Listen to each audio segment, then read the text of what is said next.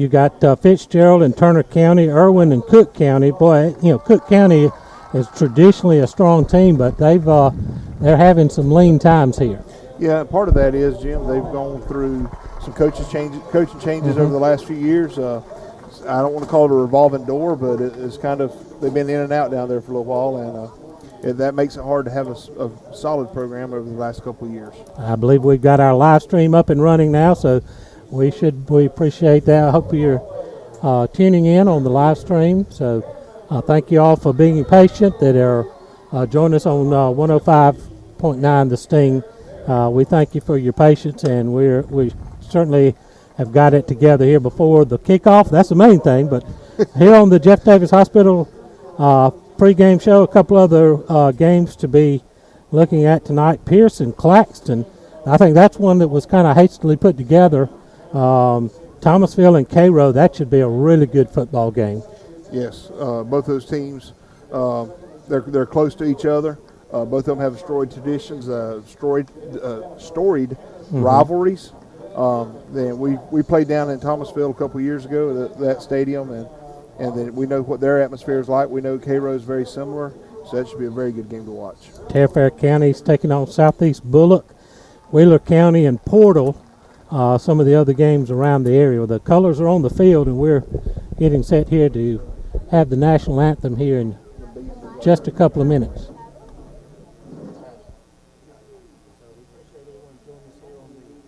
On the Jeff Davis Hospital pregame show, as we're getting set for the national anthem coming up here in just a moment. But Jeff Davis taking on the Brantley County Herons here in Caney Bay, they call it, just outside of Nahunta, Georgia, and it's a really, really tough venue to play. Their fans are very supportive of that team. We got a pretty good crowd of Yellow Jacket fans who have made the road trip. I see the Yellow Jacket band, the Pride of the Pinelands, across the way. They're in attendance tonight. They won't be doing a halftime show, but they're going to try to do most of their performance from the stands tonight. As we await the national anthem coming up. They're still getting a couple of things squared away there. Because they had a big contingent to honor here on senior night. We're going to have senior night next week at home against Tattnall County. Also going to be Legends Night. Yes, there's a lot of things going on. We'll work on making sure that we go over those as the night goes on. But we know that it will be Legends Night. It will also be senior night for our seniors. Try to go ahead and do that at the beginning of the year, Jim. We were just talking about it before we had a little bit of issues there, how games are canceled at the beginning of the day sometimes. Yep. And so we want to go ahead and honor those seniors up front. All right. Well, the colors, like I said, are at midfield, so we should have the national anthem coming here shortly, and then we'll get you the Williams brothers starting lineups after the national anthem. So let's pause here for our national anthem.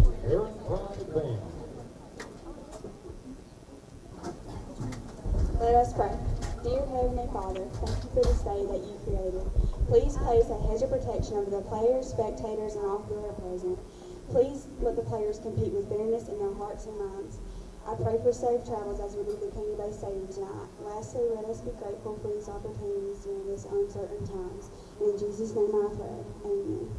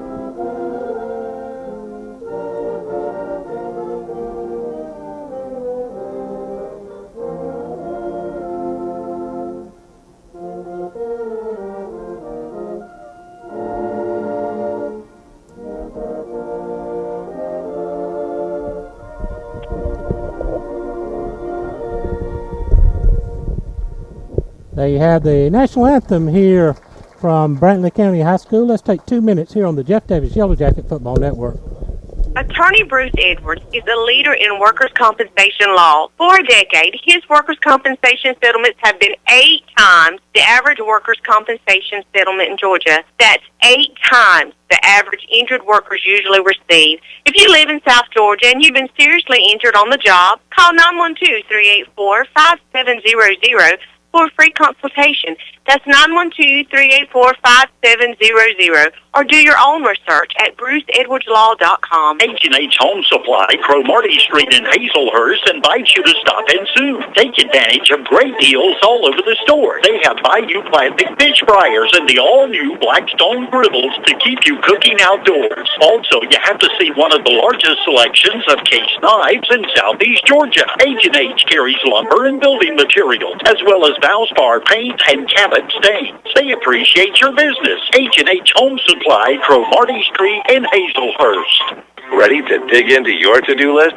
Here at Lassiter Tractor Company, we have big tractors with even bigger value. Right now, we are offering up to $2,700 off all John Deere 3E Series tractors. With user-friendly controls and plenty of strength and versatility, you'll be ready for any job on your land. Go to www.lassitereq.com or come visit us at any of our 7 locations throughout South Georgia. You don't want to miss out. Some restrictions apply. See dealer for details. Offer ends October 30th, 2020. Baby and Me Boutique offers beautiful high-end fashions for baby and me. Making baby beautiful is their specialty, with gorgeous gift collections from Mud Pie, Three Sisters, Banana Split, Millie J, Properly Tired, Angel's Ear, and so many others. Baby and Me is the perfect place for your baby registry. Visit the shopping destination, Baby and Me Boutique, located at 1045 West Parker Street in Bixley, and follow them on Facebook and Instagram. The time is 7:22. Now back to Jim Sewell. Thank you, Ronnie. We're here on the Jeff Davis Hospital pregame show. Jeff Davis getting ready to take on the Brantley County Herons here in a non-region matchup. Jeff Davis trying to go 3-0 on the year. Brantley County looking for their first win. They're 0-2 on the season. Let's get to the Williams brothers starting lineups for tonight's game. We're going to get Chris Davis to give you our starters on defense. Number 9, junior Mayon Conaway at defensive end. Our defensive tackles are number 79, Charles Segal, a senior.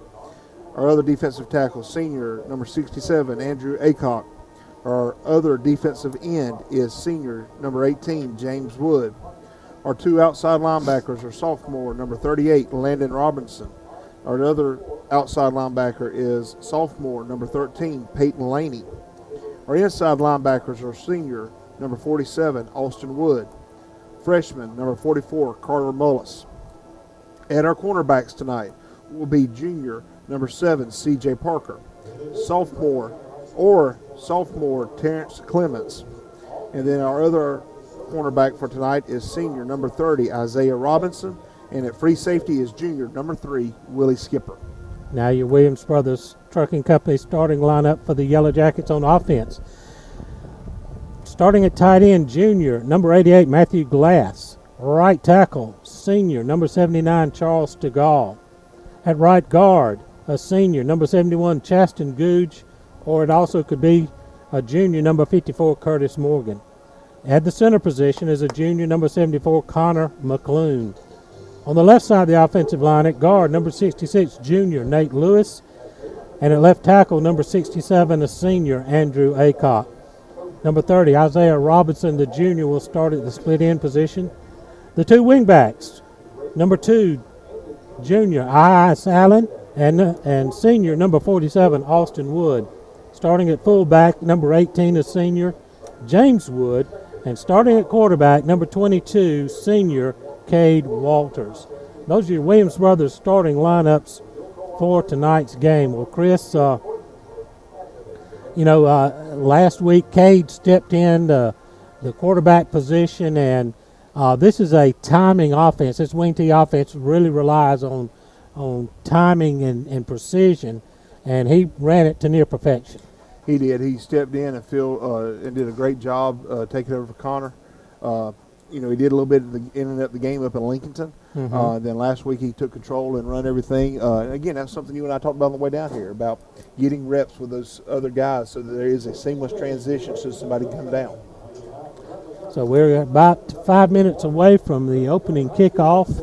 The officials are making their way out to the field, and we'll have the coin toss coming up here shortly here on the Jeff Davis Hospital pregame show. We thank all of our fine sponsors, Laster Tractor Company, Douglas Ear, Nose, and Throat, and Douglas Metal and Steel, among our fine sponsors. We thank them for their support of Jeff Davis High School football.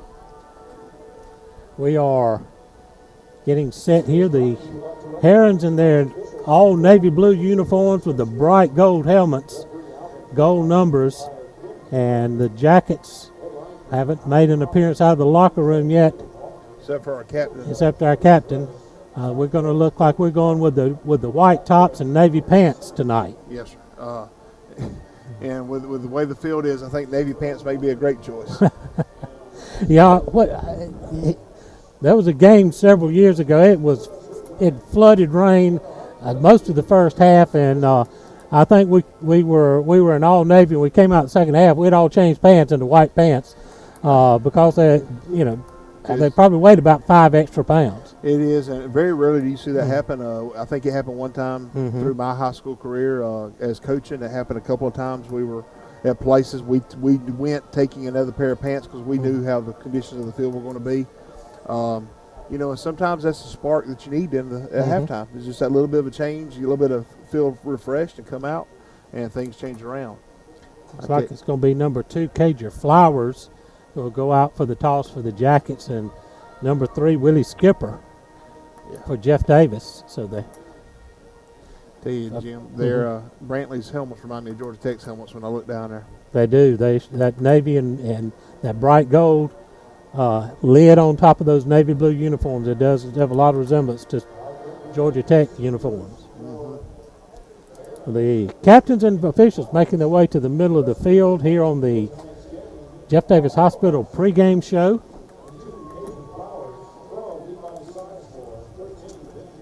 And we will bring that to you, and then we'll be just about set for kickoff tonight. We appreciate everyone that's joining us here on WHJD 105.9 FM and streaming on the 105.9 The Sting Facebook Live page. If you're on Facebook with us, we appreciate the Beasley Group sponsoring that for us. If you wouldn't mind sharing the link so that others that are interested in our game can tune in and watch it with you. Jeff Davis has won the toss, and we will defer to the second half. So we'll be kicking off. Brantley County will receive, and we'll be kicking from left to right. From right to left here as we tee it up. And as we talked about, a lot of rain we saw around there. The sidelines, there's some wet spots there, but the playing surface looks to be in really good condition. Yeah, it is. There's some around the numbers at each end. You can see a little bit of mud, but for the most part, the playing surface as a whole, considering how much rain that they've had, is in very good shape. And the nice thing, we're high enough tonight we can see the numbers on the field. Yes, sir. We can see the numbers, and it's bright enough. Yeah. Last week the press box was low, and the numbers were not painted very bright, and we had trouble spotting the ball all night long. But hopefully that won't be a problem tonight there. I ain't going to say I'm going to spot it much better, but at least I can see where it's at. The Herons making their way across the front of the home stands. They've got a tunnel down on the end zone to our left. Got lights and smoke. The Jackets gathered up behind the big navy blue banner that the cheerleaders are holding up. Jeff Davis Yellow Jackets on the banner. And they will be set for the run in here in just a few minutes. And here come the Yellow Jackets. Let's take a quick 60-second timeout here on the Jeff Davis Yellow Jacket Football Network. The Douglas Metal and Steel is now offering painted metal for just $1.69 per foot. You heard it right, painted metal $1.69 per foot. But there's more. Galvalume is only $1.29 per foot. Douglas Metal and Steel is your metal and steel specialist. It's in their name. And they're offering Galvalume for $1.29 per foot and painted metal for $1.69 per foot right now. Stop by Douglas Metal and Steel for your free quote. 2141 Broxton Road in Douglas, or call them at 912-393-1816. Douglas Metal and Steel, your metal and steel specialists. Hazelhurst Auto Parts is your one-stop for all of your truck and tractor parts. They also specialize in hydraulic hoses, adapter fittings, air conditioner hoses, and all other auto repair parts. Come by and see the local and friendly staff at Hazelhurst Auto Parts, located at 10 Southeast Railroad Street in Hazelhurst, your local Napa store. Hazelhurst Auto Parts that go Jackets. Hazelhurst Auto Parts would like to spotlight seniors number 67, Andrew Aycock, and number 18, James Wood. Time now for Yellow Jacket football. Here's Coach Chris Davis and Jim Sewell. Thank you, Ronnie. Audiel Placencia is going to tee it up for the Jackets. He's kicked 8 into the end zone in 2 games, Chris. And the ones he hasn't kicked has been by choice. Right. That's the big thing there. We've talked about him being a threat as a kicker. The biggest thing with that part is, soccer's his love.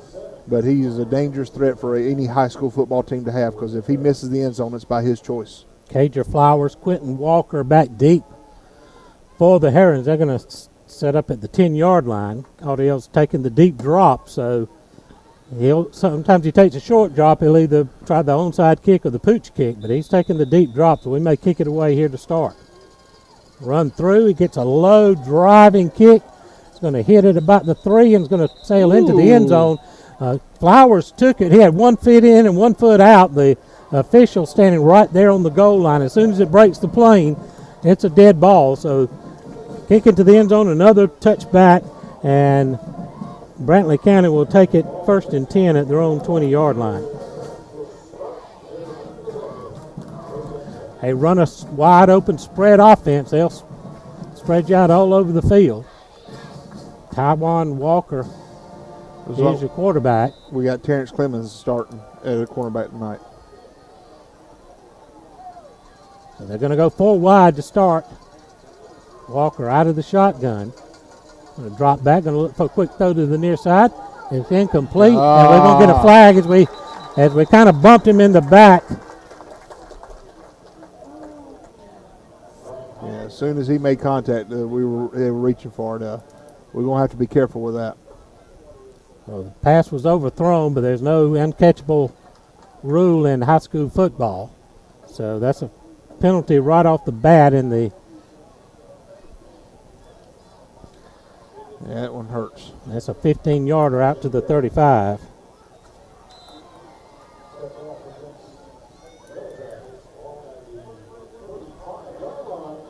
The 1st and 10 Herons at their own 35.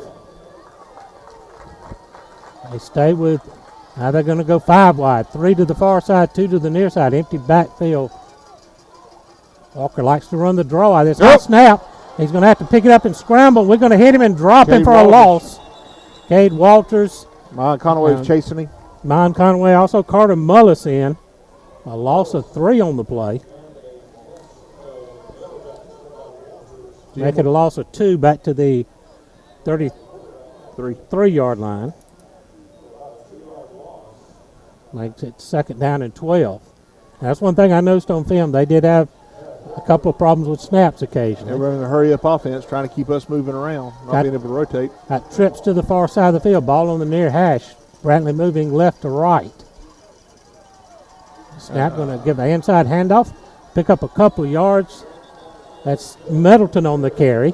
He's going to get it back to the original line of scrimmage. Make it up 3rd down and 10. Thought we had a little bit of motion there. Possession play for the Yellow Jacket defense. That 4-4 set that Coach Jay Cravy's put in. You got Andrew Aycock and Charles DeGaulle inside.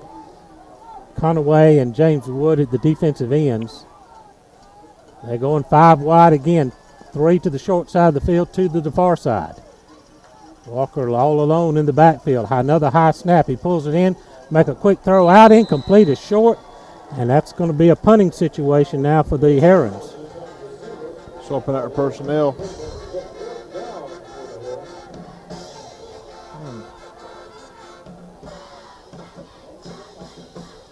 Cameron Allen's going to drop back to punt. And Tyson Alls will drop back to receive for the Yellow Jackets. Gets a good snap. Gets a high kick away. Alls is going to come up and take it at the 30. Muffed it. Ball's loose. I think Tyson got it back at about the 33-yard line. He did. Almost disaster right there. Tell you, Jim, they're kicking a new football right there. Those things are hard and difficult to catch until they get broken in a little bit. But they have that option of changing out the ball. 32 yards on the punt, so the Jackets go to work. 1st and 10 at the 34-yard line. 10:24 to go in the ball game. No score.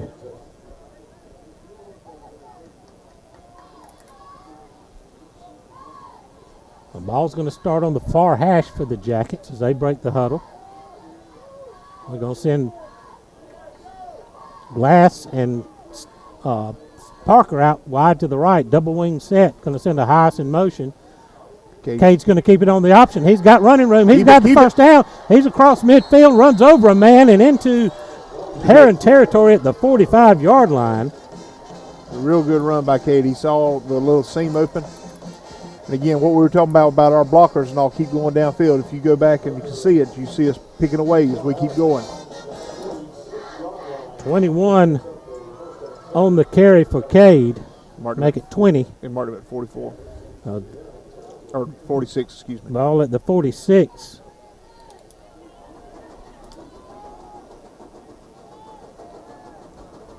First and 10. Austin Wood in most, and Austin's going to get the handoff. He's in trouble in the backfield. He's going to fight his way back to the line of scrimmage. They came off the edge right there on that play. It gave us a little bit of difficulty because they were in the backfield before we got there with our pulling guards. Laying up 2nd down and 10. Isaiah Robinson checks in at the game. Austin Wood heads to the sideline. He's been battling some shoulder issues. We're going to send 2 receivers to the far side of the field. Got one high back. Going to throw a swing pass to C.J. Parker on the far side. He's got it. He's got the first down and out of bounds around the 30-yard line. A little different formation than we've seen before with C.J. Parker lined up in the backfield. They're going to mark him at the 32. Using him like a little receiver out of the backfield, getting him in motion so he's on the fly when he catches it. 14 yards on the completion. Brings up 1st and 10 for the Jackets. 9:13 remaining in the opening period.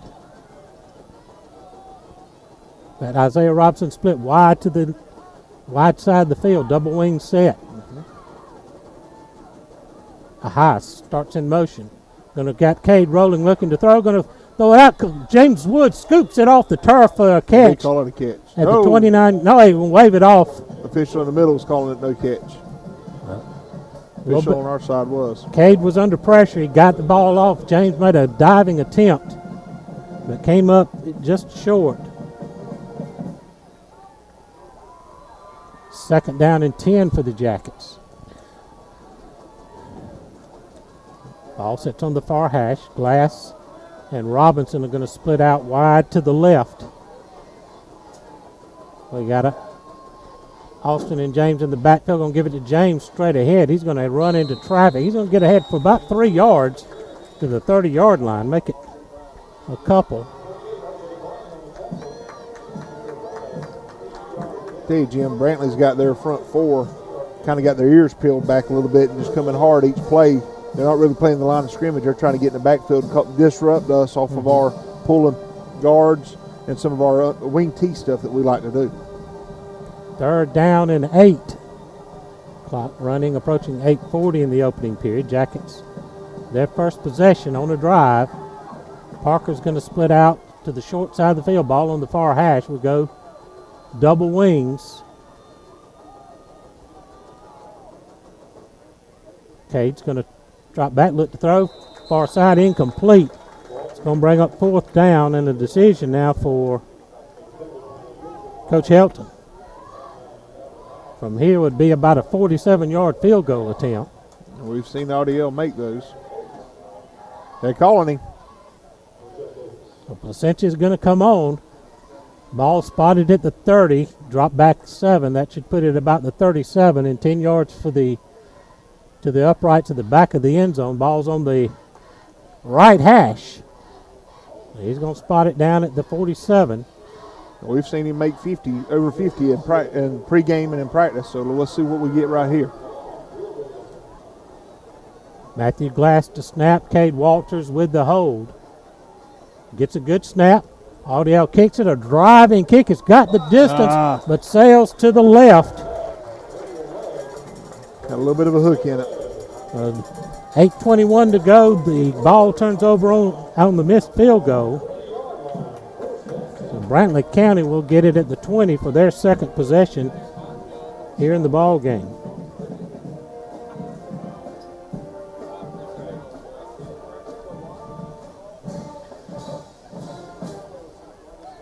See, our defense settled in pretty quick right there. What last drive, because Brantley's coming out going no huddle, trying to hurry us up. Our defense settled down, didn't do a bunch of bouncing around, and lined up on them. You know, when you don't see a team do that, it kind of puts you in disarray, but we handled that very well. 1st and 10 at the 20 for the Herons on their second possession. They're going to trips to the near side of the field. Got a couple of tight formation on the far side. One back behind Walker. He's going to give it straight ahead. And boy, Stalls to Gall just wrestles Steedley to the ground. No gain on the play, but he just grabbed him and gave him a spinning slam there. He did. That was a good. Charles held his own and grabbed him and took him straight to the ground. 2nd down, 10. 4 wides now. Twins to either side of the formation. Walker dropping back, looking to throw. Quick out to the far side. Complete, but dropped. He hit Allen right in the hands, but he dropped it. And he was hit immediately by Peyton Laney. Brings up 3rd down. 3rd and 10 now for the Herons. Clock stopped. 7:51 to go here in the first period of play. Still no score in the ball game. Jackets with their 4-man front. Tripp's going to split to the left of the formation. Ball on the right hash. Walker dropping back, quick drop. Going to throw a swing out the far side, complete. He's got the 1st down and out of bounds on the far side of the field up near the 35-yard line. Willie Skipper with a tackle up there.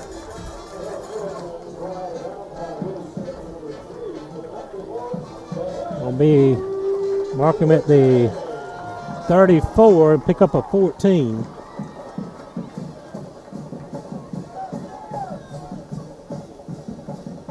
Simple little screen pass, get your guy out in the open and let him make a play. Fresh set of downs for the Herons. Ball on the left hash, two to the left, 2 to the right.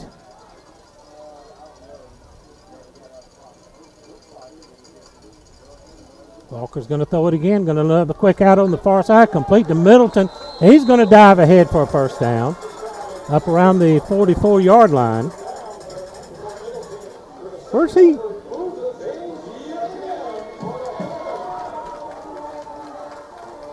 He just took a quick step back from the slot on the far side, and Walker a 2-step drop and got it out there quickly. They're moving with tempo. They're trying to hit these short dinks. We got to be careful they don't hit us one long one here in a second. Stay with 2 receivers. Actually got 3 to the near side, 2 to the far side. Empty backfield. We'll send a man in motion across the formation. Going to roll near side, looking to throw. Downfield, overthrows a man at the 40-yard line. Had everybody covered up, and he had to make a decision. Kind of lobbed it where it was only his guy could catch it. The 2nd and 10. Jackets had good zone coverage there. They had everybody bracketed downfield. He had to drop it right in a bucket there to get it to complete to the receiver. Going to go 4 wide to set up a back, flanking Walker in the backfield. Ball on the far hash. 2-step drop, quick throw out to the far side, complete. Going to wrap him up after a short gain on the far side, a pickup of 2 on the play.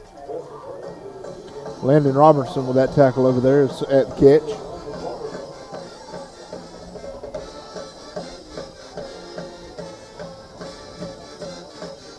See, we're hanging with the receivers pretty good. They got us on a little out play over there and got us on a swing pass, but for the most part, our defenders are with their receivers everywhere. 3rd and long, call it the 47. Got 2 backs in the backfield, flanking Walker. 2 to the near side. Fake the handoff, going to again a quick screen out there. That complete. We ran by him, going to stop him short of the first down. Cade Walters, I believe, in on the tackle there. So there, like I said, they took these quick short throws trying to hit us. It's going to be into Jacket territory at the 47, so a pickup of 6 on the play. Got a punt team in. 4th down and about 4. Tyson Alls. That's a new one.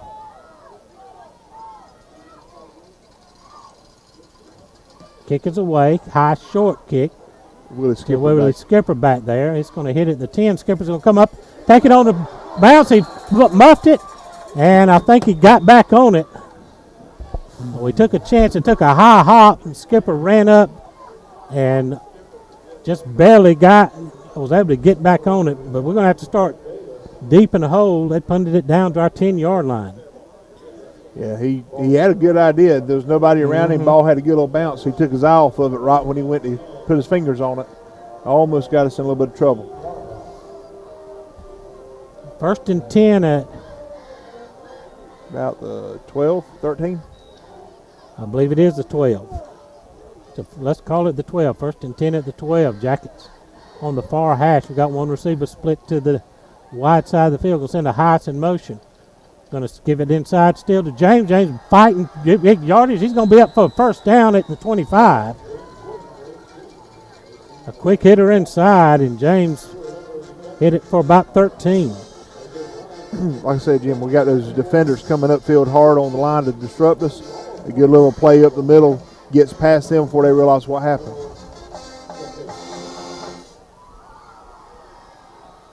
First and 10, let's call it the 26-yard line, just across the 25. C.J. Parker is going to split to the near side of the field. We'll have a Heiss and James set up in the backfield. Again, gives it inside to James. He's going to fight for a yard or 2. He got heavy contact right at the line of scrimmage. He may have spotted him back at the original. I'll put him right at the line of scrimmage. Maybe lost a half yard.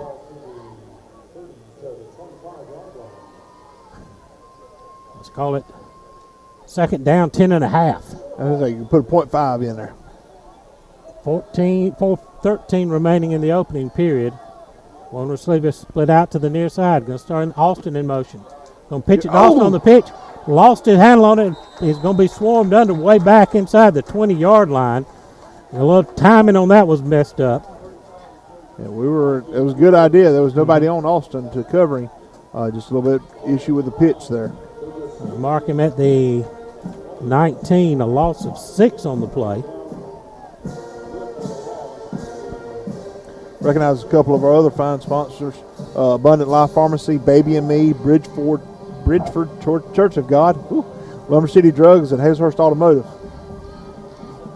3rd down and about 16 or 17 here. We're going to send 2 to the far side of the formation, 1 receiver near side. Cade back, looking to throw, looking near side, going to go downfield. Got a Heiss down there, had it in his hands and dropped it. He was double covered, but Cade threaded the needle, and a Heiss couldn't hang on. He put it right on the money, though. Hard to believe that. We got a flag in the backfield there, Jim. Not a flag where I thought it'd be at. Let's check this flag. They're talking to us. Let's see if that's a good indication.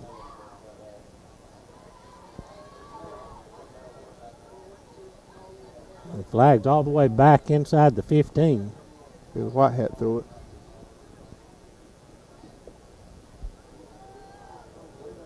And they'll mark it off against Brantley. They still hadn't seen the signal. Let's see. Quite a few steps there. Must have been a personal foul, roughing the passer maybe.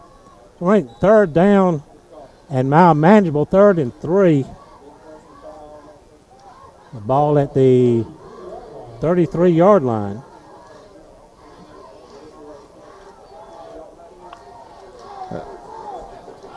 I thought it would be first down. Not automatic first down on it. Roughing the passer. Roughing the passer. So two to the far side, one to the near side. Going to give it straight inside to James. A scramble in there. Going to bring up 4th down and no gain on the play.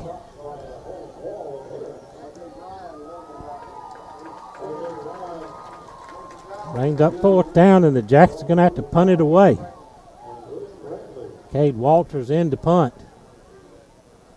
Middleton is going to drop back to receive for Brantley County. 4th and 3, 2:38 to go. I remember a couple years ago down here, it ended up a 7-0 ball game, and it was one of those slobber knocker slugfest.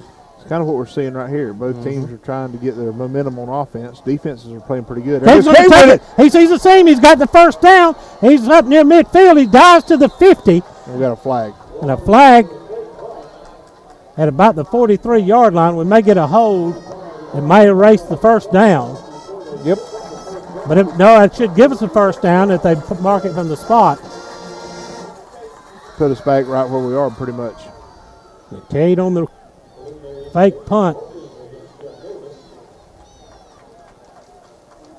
I'll mark it from the 44. Dag.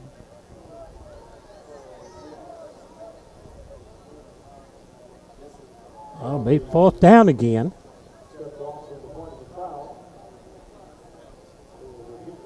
So I doubt we'll catch him off guard again. They're going to send somebody over that way.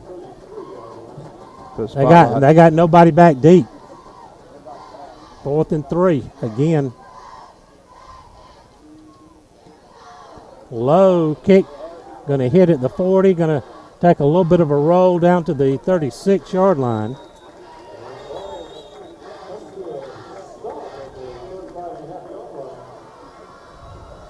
Again, Jim, penalties are giving us a little bit of a fit. The last 2 games, they've been there. They've nagged at us. We've had positive stuff. We get called back for penalties, and we've seen it again tonight.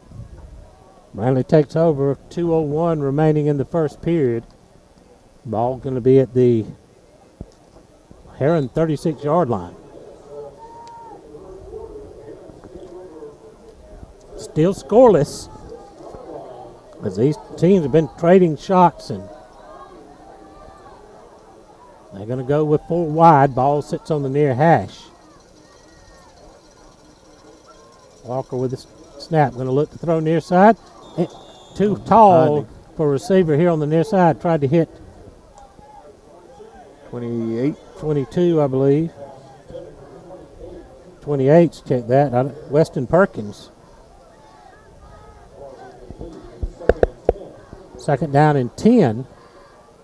Under 2 minutes to go here in the first period. We'll send trips to the far side of the formation. Ball stays on the near side hash. Now got movement ahead of the snap. Big number 74 tried to get out a little bit quick.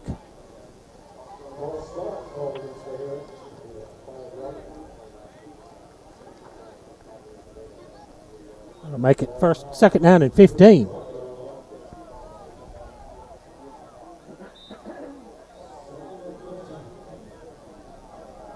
It was here.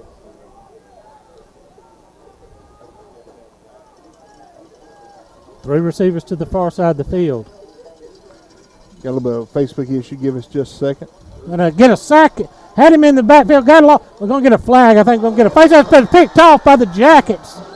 As Mon Conaway was sacking the quarterback, he ducked underneath and pulled away, and I think we're gonna get a face mask. Yep. And that's going to erase the interception.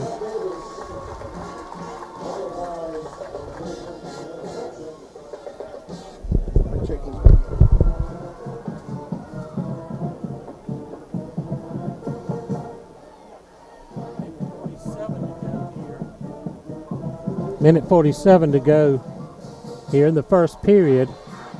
And the Jackets going to get on the 3 penalties now for 35 yards for the Jackets.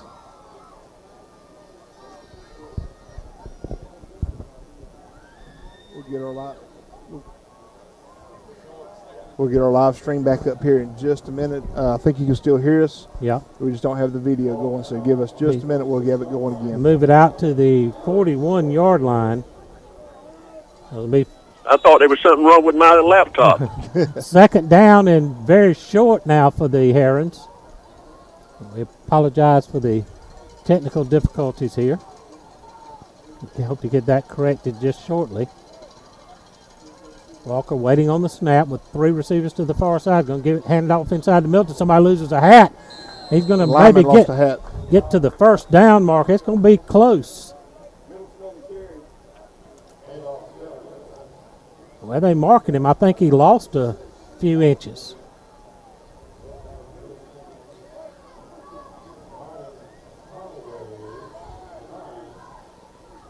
Bring up third down and about a half yard.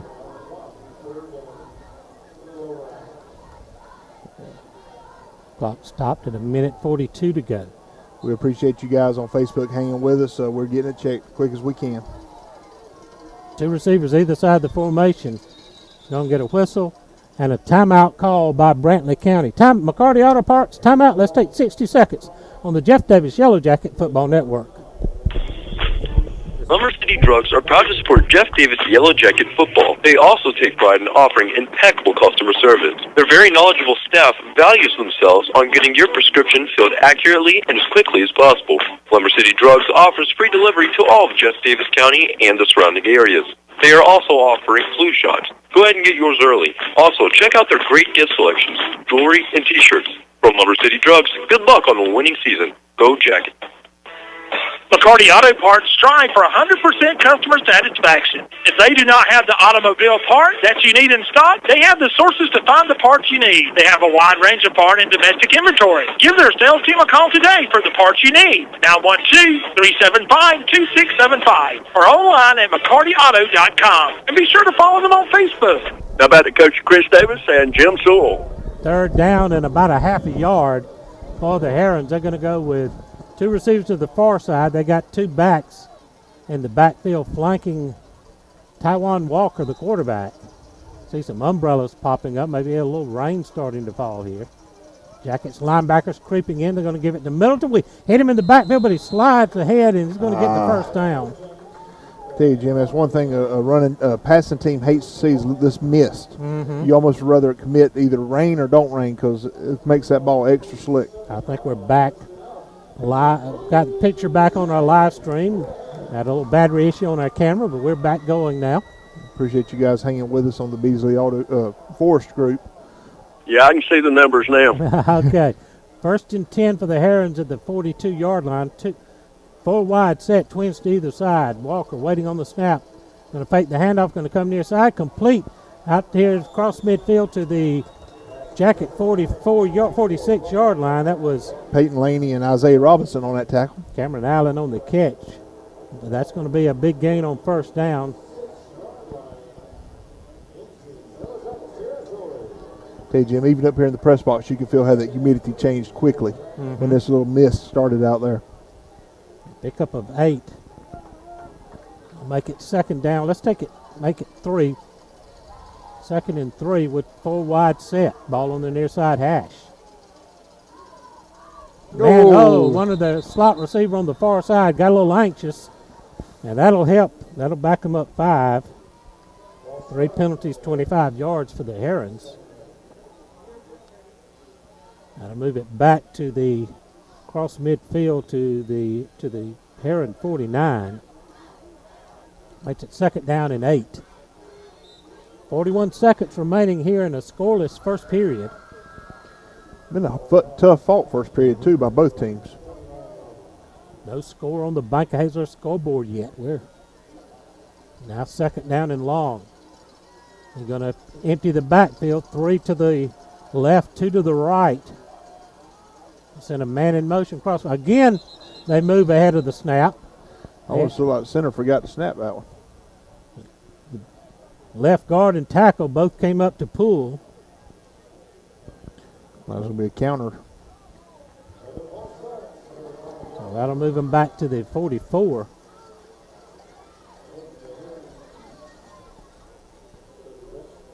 "17 seconds remain here in the first period.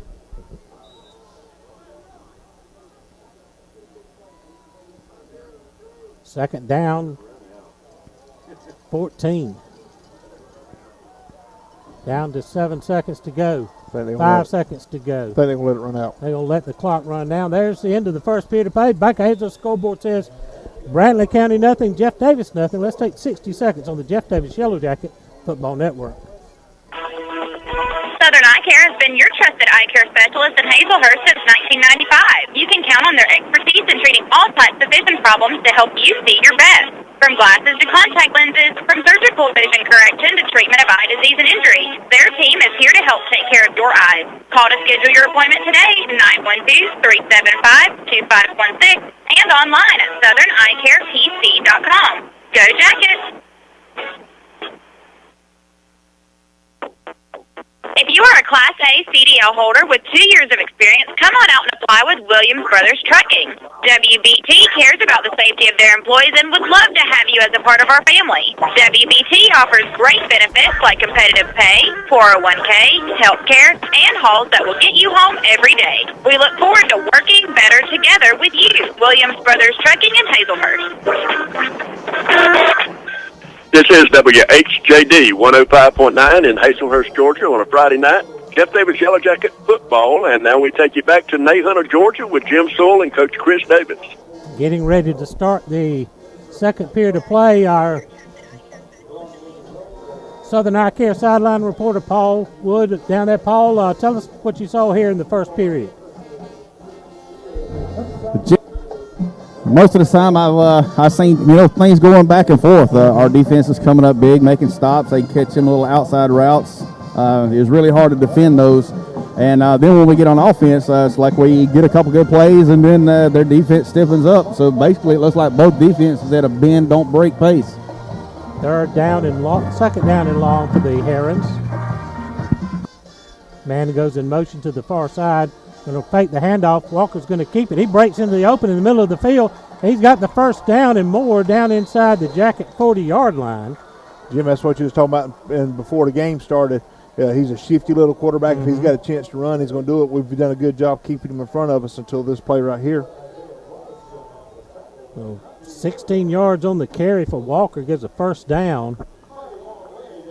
A Jacket 40-yard line. The Bank of Hazard scoreboard update. Appleton County 6, South Effingham nothing. There we go. 1st and 10 for the Herons. Going to put 2 backs in the backfield, 2 receivers to the near side of the field. Herons moving now right to left. We were offsides. We get a flag, and Jackets are offside. Let's give them a first down and 5. 4 penalties, 40 yards for the Jackets.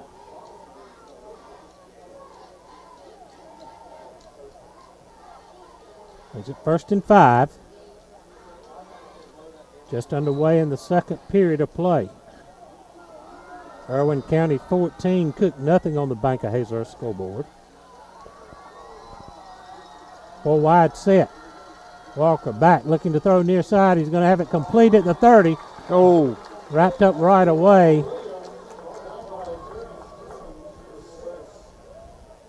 Terrence Clemens on the tackle, but going to be a pickup of about 9. All the way down to the 31. Terrence getting a little bit of time today at cornerback while CJ's getting some running back time. Hyas Allen checks in at a linebacker. Landon Robinson checks out. Again, the ball on the near side hash. They're going to send 2 to the short side of the formation. Back, 2 backs in the backfield with Walker. We'll give it handoff inside. We're going to stack him up. Stop. Charles DeGaulle leading the way. Be a loss on the play. Flowers on the carry. The loss back to the 32. Jim, for the Bank of Hazelhurst scoreboard, I got Bacon County 7, Berrien 0 in the second quarter. 3rd down and about 2 to go. 10 minutes remaining here in the first half in a scoreless game. Ball stays near side hash. They're going to send trips to the right.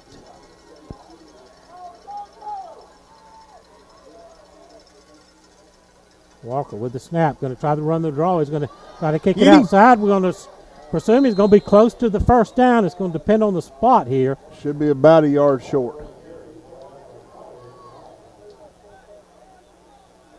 We're going to mark him at the 31. So a pickup of 1 on the play. Number up 4th and 1, and Herons are probably going to go for it here. Looks like they left their offense in, didn't swap out bodies. Ball at the jacket, just outside the jacket 31. Call it the 32. There we go. Covering up. 4th down and almost 2 to go. Got 2 split to the near side. Got 2 blocking backs far side. They're going to send man in motion across the formation. At a Wildcat formation. He's going to break free. He's got the first down. That was Kellen Middleton who took the direct snap out of the Wildcat. And that's going to be a first down for the Herons. All the way down inside the jacket 20 to the 18. They loaded up that right side kind of heavy with the 2 blocking backs in the backfield. He went and broke back just a little bit across the center and found a seam. They're going to keep Middleton in it. Quarterback position. Now they load that same formation. Got 2 blocking backs to the right, a man in motion across the formation. Going to give it on sweep far side. We hit him in the ankles. He jumps a tackle and falls out of bounds after a gain of about 4 or 5. Austin Wood come over and cleaned it up. I'll mark him at the 14-yard line. A pickup of 4. 2nd down and 6 is Brantley County on there on a drive trying to that Wildcat take the lead. Again, they've changed this Wildcat formation. Middleton taking the snaps at quarterback. Man in motion to the right. Going to fake the handoff. Going to get inside. A flag comes flying in. Could be holding on the Herons. Short gain on the play, but this could back them up. It will. Official motion hold there. They held our defensive tackle coming through. I tell you, this hurry-up offense, you can tell it's taking a little bit of a toll on our defense out there. Getting adjusted, them going to that Wildcat, seeing a new formation's difficult. Move it back to the 25. Makes it 2nd down and about 16. 3 to the near side of the formation. Walker back in. He's under pressure. He's scrambling far side. He gets away, going to run out of bounds, and we make it a flag. A late hit out of bounds on the far side. I think he tried to pull up, but it didn't matter. He still hit him after he crossed the side. He got a gain of about 4 or 5, but then the penalty is going to push it deep. Penalty was at the 22. Be a 15-yarder.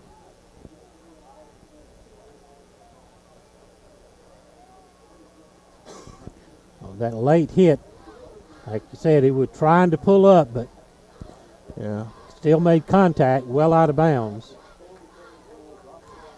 Yeah. That's going to move the ball all the way down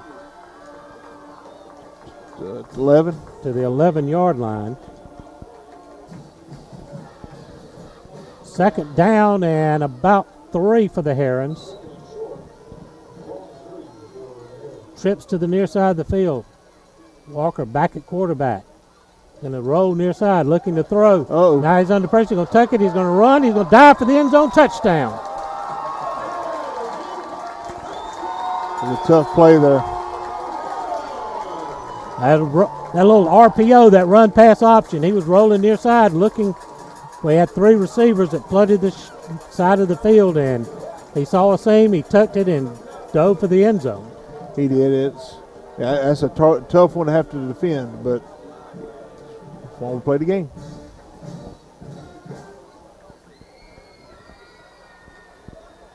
Ooh, Well, missed extra it. point attempt is low and slams off the crossbar.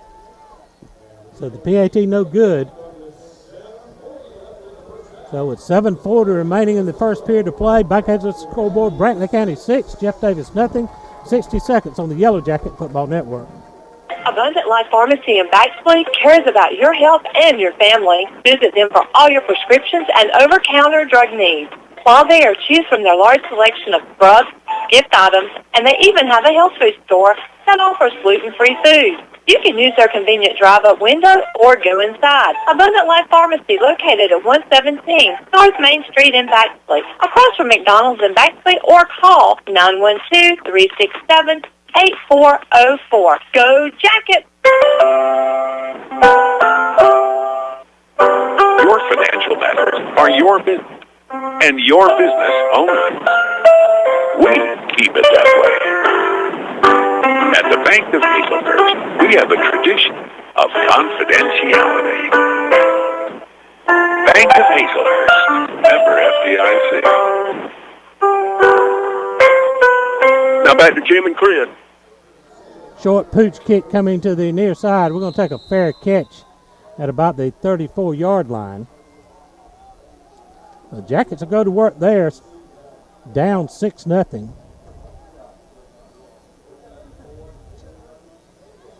At their own 34. A couple of penalties got us there again on that drive. So both defenses still playing very difficult for our offense to move on. We just going to have to squeak one in here to tie it up. 11 plays, 64 yards for the Herons for the score. Jackets start on the far hash, send one receiver to the near side of the field. Out of the double wings, a high starts in motion. Going to give it to Allen. He's looking for a runner in near side. He's got the 40. Got a flag down. He's at the 50 across midfield. It's going to come back, though. 2 flags on the play. And another flag comes in late, and I think they're going to get one of our players for a little comment there. Be holding against the Jackets. And we're going to probably get 2 marked off. Unsportsmanlike against us. That's going to make 6 penalties, 65 yards, and that's going to put us in a huge hole. As the highest had running room on the near side.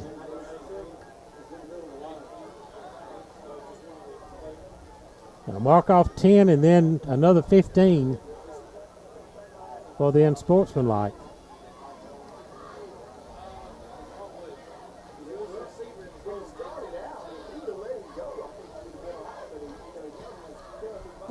And the walk-off is all the way back to the 13-yard line. First down in a mile and a half.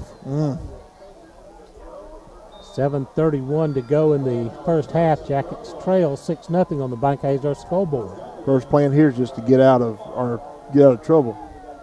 One receiver to the near side, going to send Austin Wood in motion. Austin looking for running on the far side. He's going to be swallowed under with a very short gain on the play.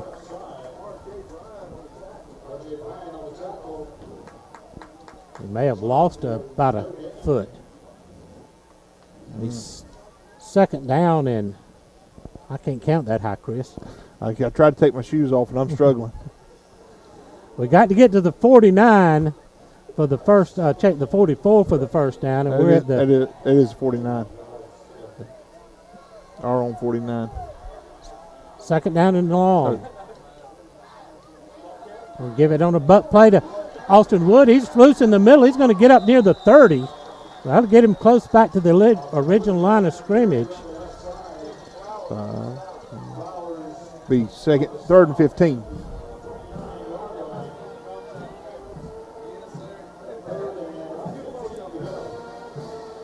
Up to the 29, a pickup of 16 on the play. They get third down and 13. Allen's going to split wide to the left. Cade fake the handoff, roll far side, looking to throw. Now he's going to tuck it. He's got a little running room. He's going to get up to the 40 and swarmed under there, but it's going to be well short of the first down. It's a much manageable position here, Jim, for us to flip the field. If we don't go for it, we got a chance now to pin them back in their own territory and change the field position on us. So Cade picked up 10.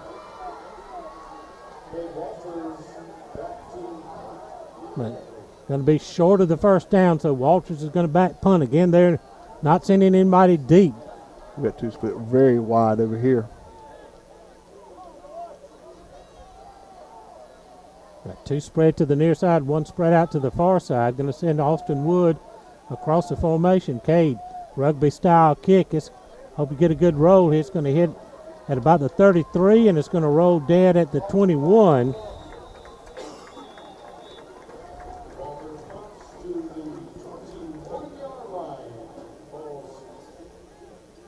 Be 40 yards on that kick from Cade.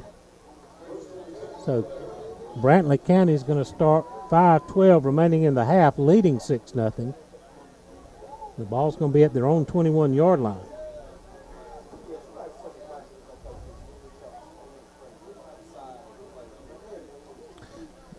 Back has our scoreboard. East Lawrence 13, Bryan County nothing. Richmond Hill 14, Wayne County nothing. Berrien and Bacon tied at 7 in the second quarter. First and 10 for the Herons at their own 21. They got trips to the near side of the formation. Walker back at the quarterback position. Fake the handoff, going to drop back, looking to throw, going to go far side, complete. And a man out there, he's going to skip out of the tackle. He's going to get the first down and more down the far sidelines. We're having trouble finishing off tackles right now. Gain's going to be across the 45 to the 46. We're running right past on our tackles instead of wrapping him up. Again, Jim, we talked earlier about their fans staying in the game, making it difficult. And right now, their fans are cheering them on. First and 10 Herons at the 37-yard line. 36-yard line.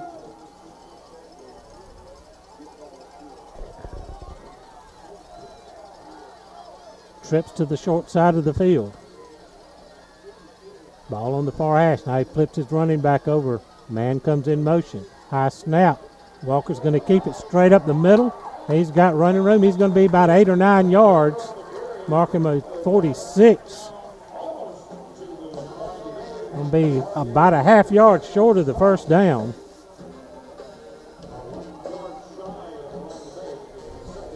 A second and a yard. Clock running at the 4-minute mark.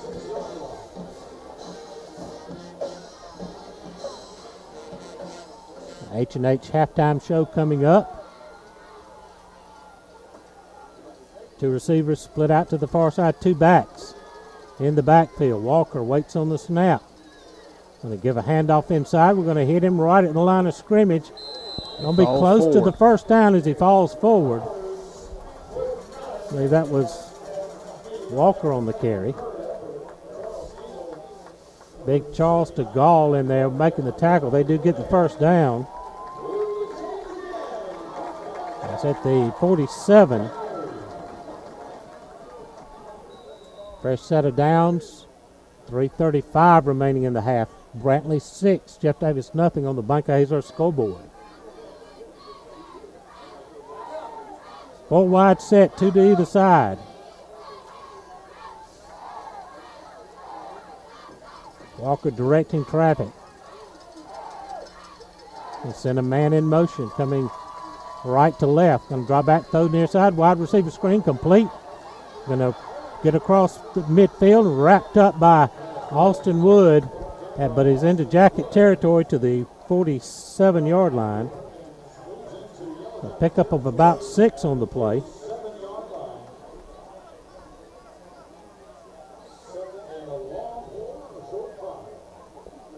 Second down and 4 to go. Clock running at 2:40 to go. Opening half. Jackets down by touchdown. Trips to the wide side of the field. Ball sits on the near side hash. Walker going to get a flag. Is he going to keep it? He'll get ahead for a yard, but going to be motion on the Herons. The illegal shift is called. Running back went forward before the snap. Quarterback almost did it 2 plays before that. That'll move them back across midfield to their own 48. Back to the original line of scrimmage. Second down 10. 2 1/4 to go here in the opening period. Trips go right. 2 receivers left. Empty backfield set on the near side hash. Going to send Flowers in motion across the formation. Walker's going to keep it. Going to wrap him up in the backfield. He gets away. There we go. But now we spin him down. Charles DeGoff got a shirt tail and wasn't letting go.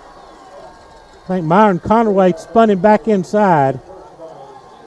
And Charles got him a loss of 1 on the play back to the 46. Brings up third down, and let's call it 12. Changing up football too early.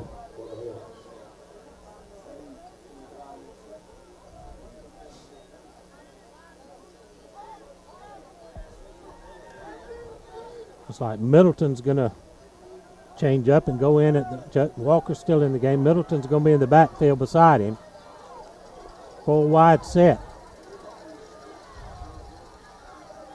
And Draycock and Stegall flip inside at the defensive tackle positions.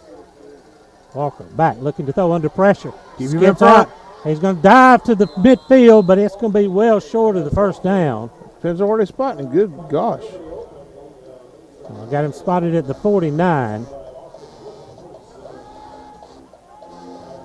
So bring up fourth down and about 6, and the Yellow Jackets going to take a timeout with 59 seconds remaining. McCarty's Auto Park timeout, 30 seconds on the Yellow Jacket Football Network.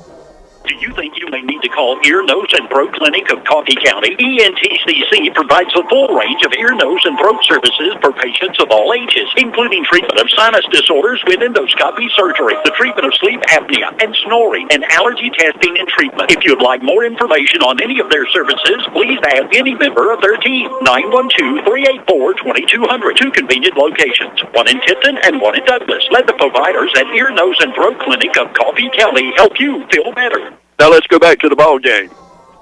59 seconds remaining. Jeff Davis trailing 6-0 on the Bank Hazlehurst scoreboard. Jackets called a timeout to force the punt here. Make sure they don't try to run a fake here. Keep the momentum on their side. We're going to get Jeff Davis Hospital interview with Coach Lance Helton with our Southern Eye Care sideline reporter Paul Wood. C.J. Parker's going to drop back set up at the 10-yard line to receive the punt. Get a good snap. Punt is away short. Kick. He's kicking it away from it. It's going to go out of bounds at about the 30-yard line, somewhere over there. 56 seconds remaining. Southern Eye Care reporter Paul Wood. Tell us what you got here as we go to half. Well, Jim, it seemed to just kick right off the side of his foot. He shanked it pretty good. We were down here about, 31, 32-yard line, our side. I got about 56 seconds. We're going to see if we can put something in together and get it in the end zone. The ball at the 32. We need one of those home run plays we had last week. Now one receiver split to either side of the formation. Well, Waters back to fast, complete on the near side. Looking for room at the high side. Check that. C.J. Parker's going to catch. He's going to be wrestled down at about the 46-yard line. Hurrying up here. We're going no huddle. 14 yards on the pickup, 1st and 10. Jackets waiting on the clock to stopped on the first down. Now we got Austin and James in the backfield. Going to run out the far side, pitch it to Austin. Austin's going to skip inside. He's got the first down inside Heron territory at about the 44-yard line.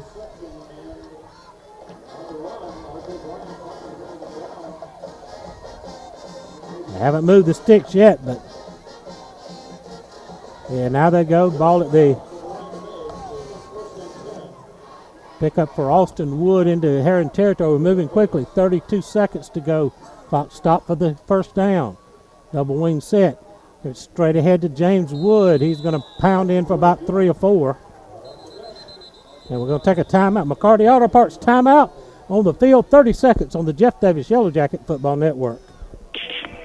Hi, I'm Jason Wilcox, Director of Behavioral Health at Jeff Davis Hospital. When it comes to mental health issues, you want personal care and devoted attention for your loved one. Jeff Davis Hospital has a new state-of-the-art behavioral health unit with all private rooms. Dementia, depression, bipolar disorders, anxiety disorders, and schizophrenia are a few of the conditions we treat in our behavioral health unit at Jeff Davis Hospital. Now you have a center of excellence close to home. Allow our excellent staff to assist your loved one on the road to recovery. Back to Jim and Chris. 24 seconds remain in the first half. 2nd down and 7. That was Landon Robinson on the carry, that last play for the Jackets. Jackets spend a timeout. They've got one left. Ball's going to be just inside the left hash. The Jackets are moving left to right. 41 yards, 24 seconds.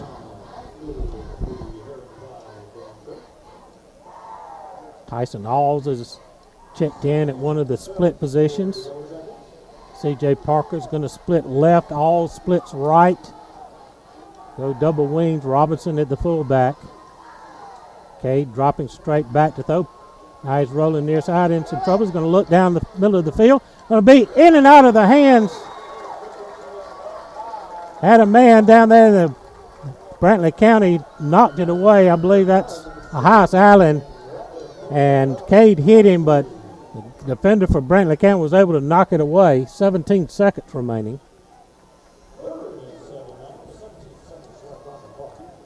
Brings up big 3rd down. Of course, we're in 4th down territory right here. Ball stays at the 42, 3rd down and 7. We're going to split the receiver to either side of the formation. Double wing set. Austin goes in motion. Going to give it on the counter to Hias. He can't find running room. He's going to be stopped after a short gain. He's going to get inside the 40 to the 39. Jackson's going to spend their last timeout. McCarty Auto Parts timeout on the field with 8 seconds remaining in first half. 30 seconds on the Jeff Davis Yellow Jacket Football Network. A dream vacation, need a new car, rainy day fun, baby on the way. What are you saving for? Simply grow your savings worry-free at Altamaha Bank and Trust. With our Savings Made Simple tool, your debit card purchases are rounded to the nearest dollar and transferred daily from your checking account to your savings account. It's really that simple. You save when you spend. Savings Made Simple is just one of the free services we offer to our customers. Give us a call or come by any of our locations and we'll get you enrolled. Member FDIC, Equal Housing Lender. Now back to you, Jim. Thank you, Ronnie. We got 8 seconds left. Time for one more play. It's 4th down and about 6 to go. Got to take a shot at the end zone here. Ball sitting at the Brantley County 39-yard line. Jackets down 6-0. We're heading into the H&H Home Supply halftime show. They got a little bit of a prevent look going on, 3 deep, backed up, 10, 15 yards off the ball already. Parker's going to come out to the near side. We got one receiver split out in a tight formation. Austin goes across the formation. Cade rolls near side, going to look downfield. Got a complete downfield and knocked away. Again, Brantley County separating us from the football, and that's going to leave 3 seconds to go in the half. And the Jackets turn it over on downs. I got to admire the way the Herons have been covering our receivers. A lot of times at a base running team, the receivers slip out and don't get picked up. Yeah, that's especially running backs, wing backs, will slip out unaccounted for. But Brantley's doing a great job hanging with them right now. I got a feeling we will slip up on them here in a minute. Time for one last snap. Brantley County has it on their own 39. See if they try to hit a home run here. Again, we're doing the same thing. We got our guys backed up 20, 30 yards off. Two to the far side. I got two backs in the formation. We got showing a three-man front. They're going to just take a knee, and that'll be the end of the half. Your score at halftime, Jeff Davis, Brantley County 6, Jeff Davis nothing. We're going to wait for our Southern Eye Care sideline reporter Paul Wood to catch up with head coach Lance Helton at the Jeff Davis Hospital coaches interview here at the half. It's Coach Helton making his way down. Take it away, Paul. Hey, Jim, I'm down here with Coach Helton. Coach Helton, can you tell me what you feel about the first half? It's on us. We're not playing very well. We got to do a better job, or we're going to give one away. Yes, sir. How about go make them adjustments, Coach? We're going to cut it pretty short on this one. I don't think he was too happy about the way they played the first half. I understand. Thank you, Paul. Southern Eye Care sideline report from Paul Wood. We're at the half. Jeff Davis trails Brantley County on the Bank Hazard scoreboard 6-0. Let's take a 2-minute timeout here on the Jeff Davis Yellow Jacket Football Network.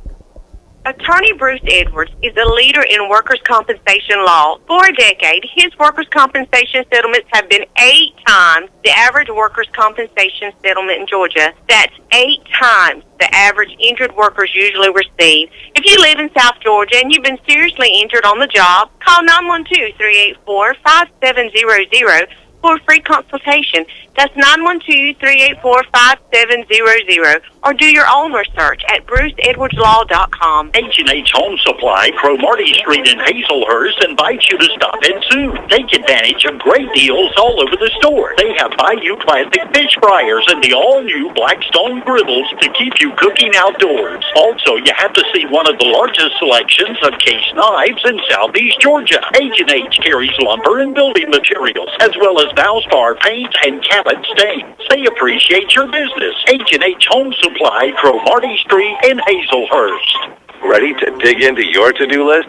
Here at Lassiter Tractor Company, we have big tractors with even bigger value. Right now, we are offering up to $2,700 off all John Deere 3E Series tractors. With user-friendly controls and plenty of strength and versatility, you'll be ready for any job on your land. Go to www.lassitereq.com or come visit us at any of our 7 locations throughout South Georgia. You don't want to miss out. Some restrictions apply. See dealer for details. About ends October 30th, 2020. Baby and Me Boutique offers beautiful high-end fashions for baby and me. Making baby beautiful is their specialty, with gorgeous gift collections from Mud High, The Reed Sisters, Banana Split, Millie J, Properly Tired, Ankles Here, and so many others. Baby and Me is the perfect place for your baby registry. Visit the shopping destination, Baby and Me Boutique, located at 1045 West Parker Street in Bixley, and follow them on Facebook and Instagram.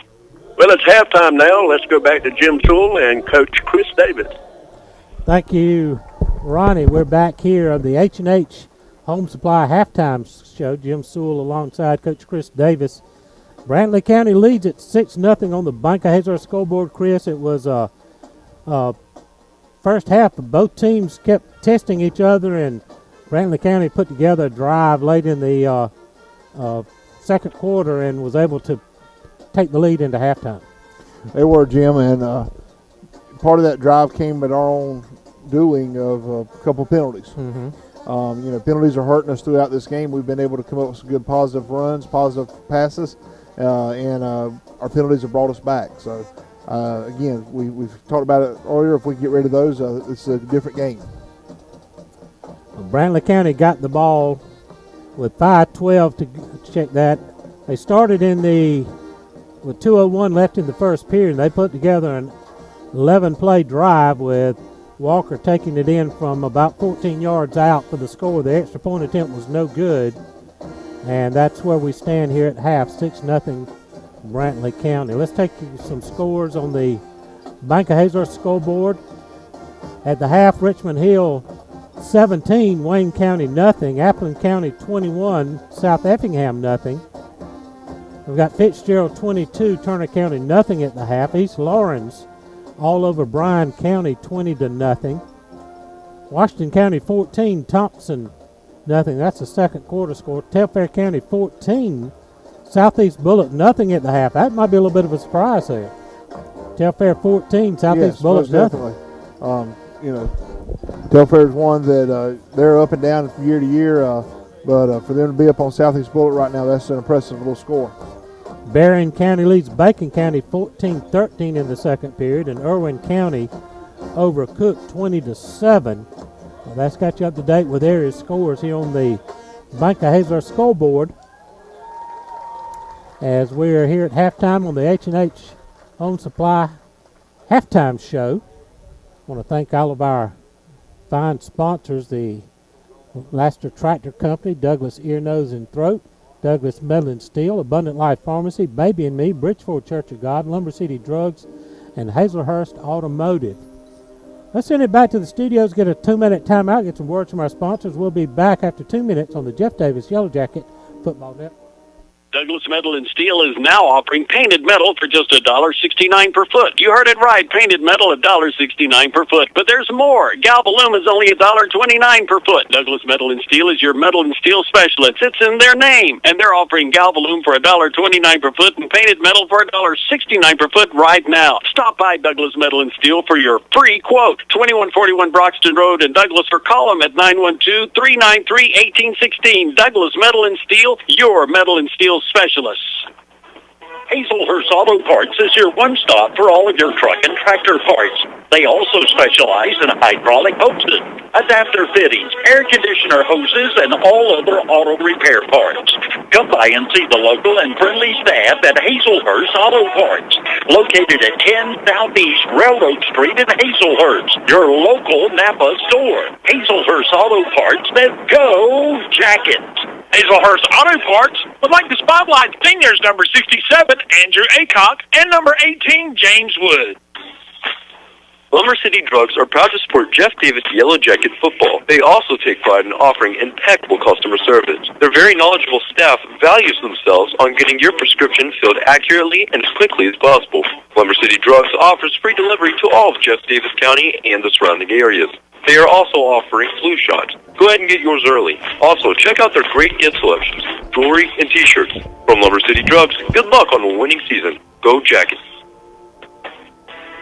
McCarty Auto Parts strive for 100% customer satisfaction. If they do not have the automobile part that you need in stock, they have the sources to find the parts you need. They have a wide range of foreign and domestic inventory. Give their sales team a call today for the parts you need. 912-375-2675 or online at McCartyAuto.com. And be sure to follow them on Facebook.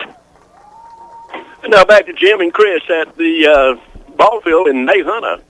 Thank you, Ronnie. We are the H&H Home Supply halftime show here at Brantley County. The Bank Hazlehurst scoreboard tells us it's Brantley County 6, Jeff Davis nothing here at the half. And Chris, it's another situation. We started some good-looking drives, and the penalty flags, I got us down for 6 penalties, 65 yards in the first half, and that's been our weakness through the first 2.5 games. It has been. That's been our Achilles heel. Mm-hmm. We're going at it. Everything will be going good on the field. All of a sudden, a penalty gets us. One big situation we had a while ago, we had the ball close to midfield. We had an offside, a hold call, and then the compounded. We ended up saying something to the official and ended up passing an unsportsmanlike on top of it. It backed us up to first and forever. Right. And our hope was just to get back near midfield to be able to flip the field on Brantley.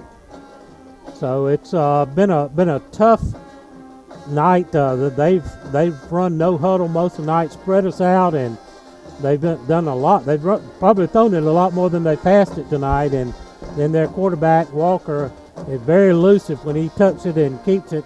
And they've made some big plays and kept drives alive. But we've been able to, a lot of times in the short yardage situations, stop them and force them to kick the ball away. We have, Jim, and you talk about them running a no huddle. we were talking about earlier, and even right now up in the press box with the fan going up here, it's still very humid. Even though it's cooler tonight, the conditions down there on the field the humidity is so thick. It's harder our kids are sweating extra tonight. It's hard to breathe in this thickness.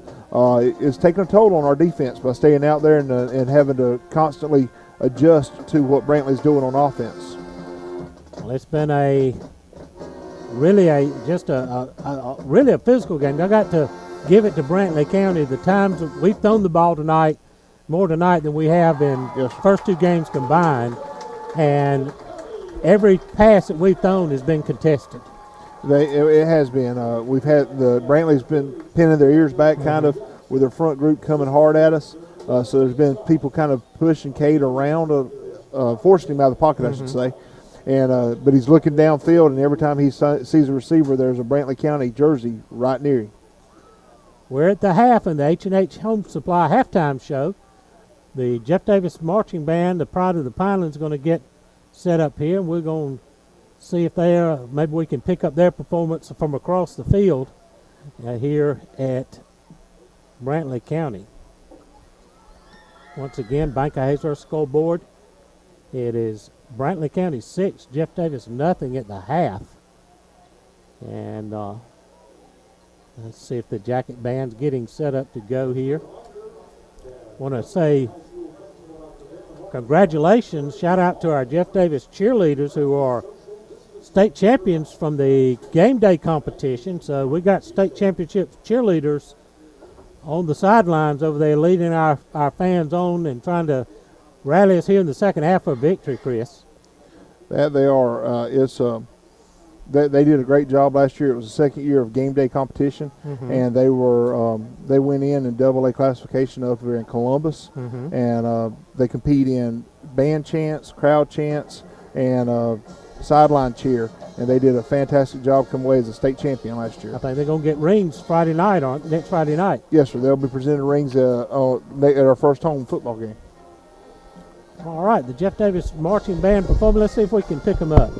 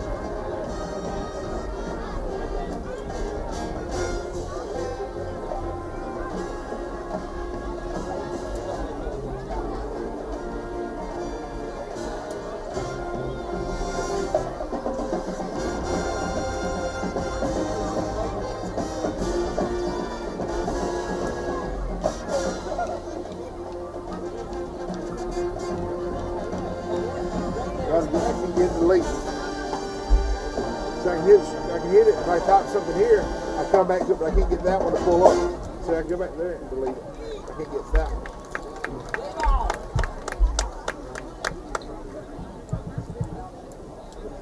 So if I swap it, it puts it up here, but I still can't.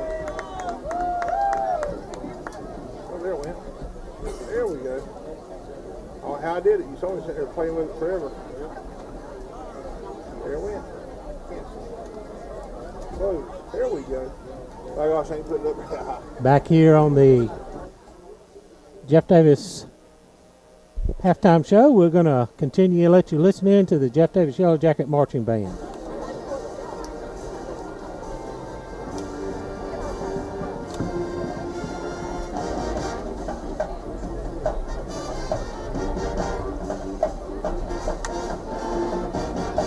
So, if we could take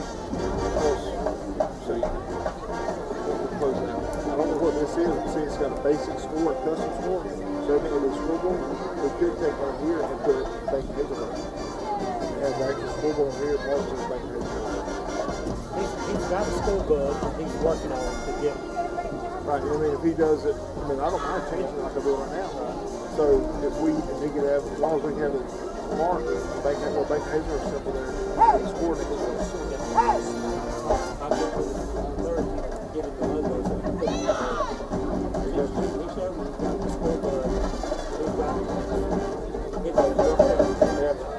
So that's, I don't know what those are. It doesn't matter. Team A, Team B.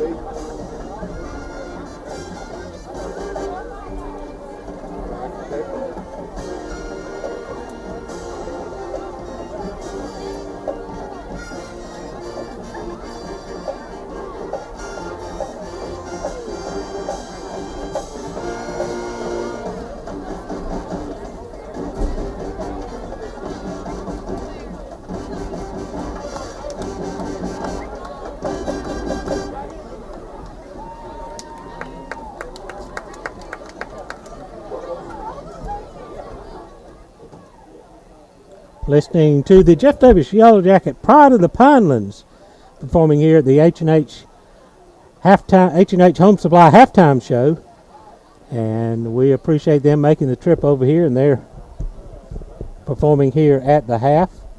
And Bank of Hazelhurst scoreboard, it's Brantley County 6, Jeff Davis nothing. Now the score update courtesy of Roy Waters, ECI 7, Vidalia nothing in the second quarter on the Bank of Hazelhurst scoreboard. That's a tough fought game over there. Anytime you have ECI and Vidalia playing each other, two quality teams going at it, it's always a tough fought game.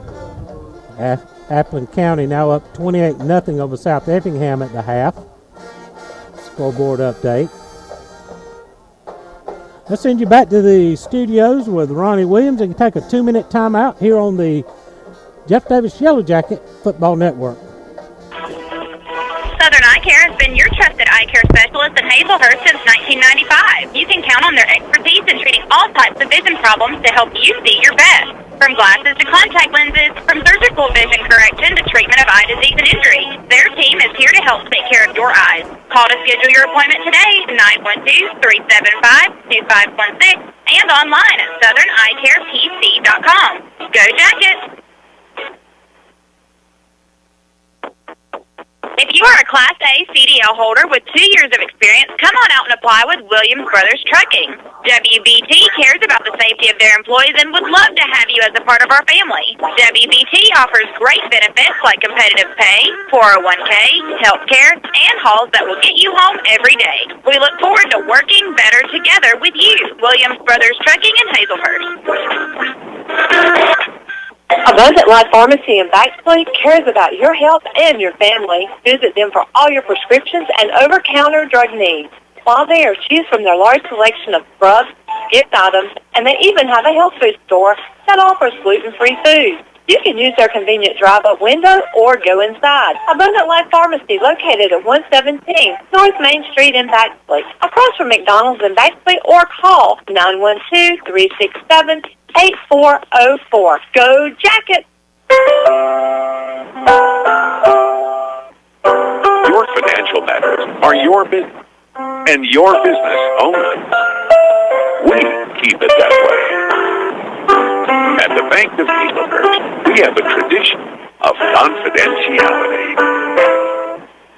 Bank of Hazelhurst, member FDIC.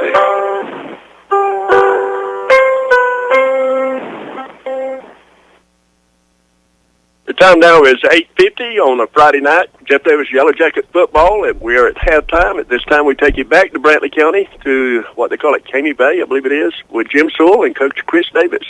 Thank you, Ronnie. H&H Home Supply halftime show. We are about 2.5 minutes away from the second half kickoff, or actually probably 4.5 minutes, since you'll have the extra 2-minute period in there. But the Jackets trail this one by 6-0 here as we looking towards the second half. Chris,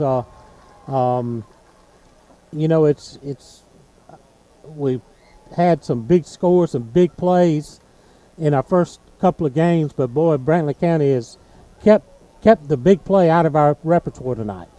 They have been. They've actually done a good job playing sound defense, staying at home with their secondary and linebackers, and not giving us. So we're getting through that front line a little bit because they're coming hard, putting pressure on us. But their secondary and linebackers are staying at home, making it difficult for us to get those big plays. Thank all of our listeners here on 105.9 FM WHJD The Sting, and also our Facebook Live viewers. Facebook Live brought to you courtesy of the Beasley Group. We've had a good crowd online tonight, and we appreciate all of our listeners in, our viewers in on 105.9 The Sting on Facebook Live as we bring you this Jeff Davis Yellow Jacket team. Got to come out of the second half as you know, we moved the ball some, but we shot ourselves in the foot, so really not have to make a lot of adjustments at halftime, just need to clean it up a little bit.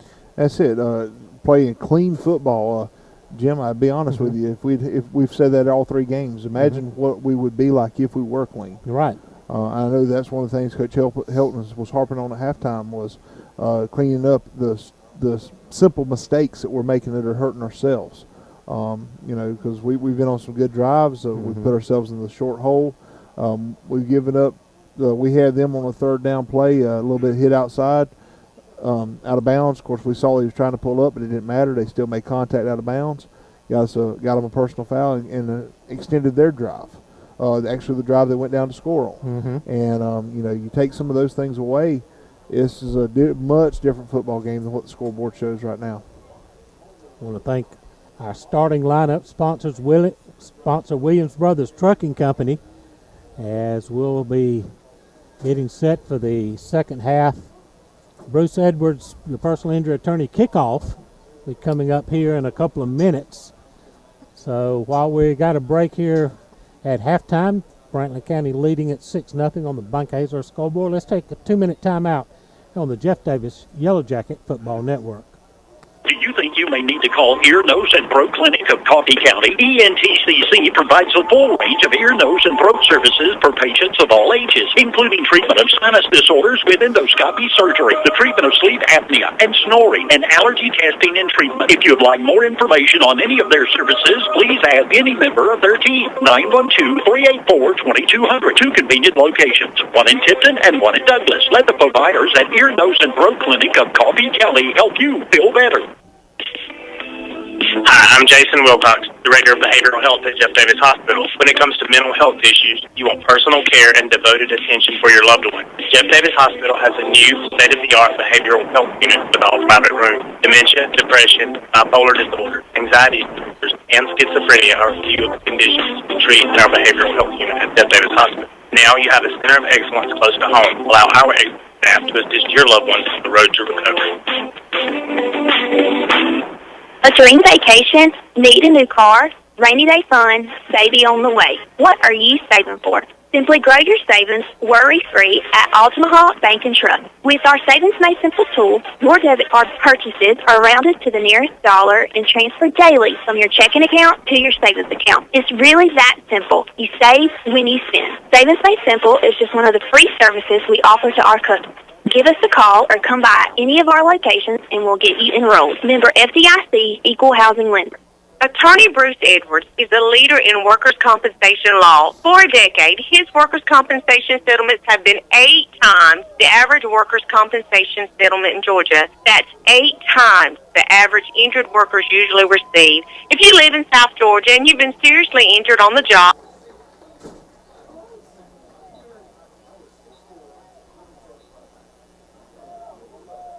Hello. Okay. We'll be not sure if we lost connection to Ronnie? The studio or not, so yep. Same time as last week. Yep. We've lost our connection to the studio on the radio side. We'll continue on here on the Facebook side. Almost here, winding up the first half.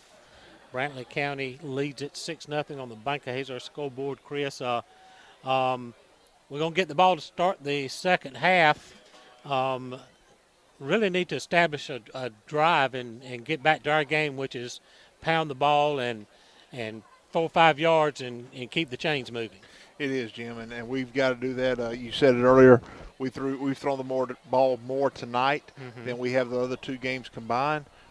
So we're not in our Jeff Davis mindset right now. We're trying to get down the field. We're trying to score a little bit.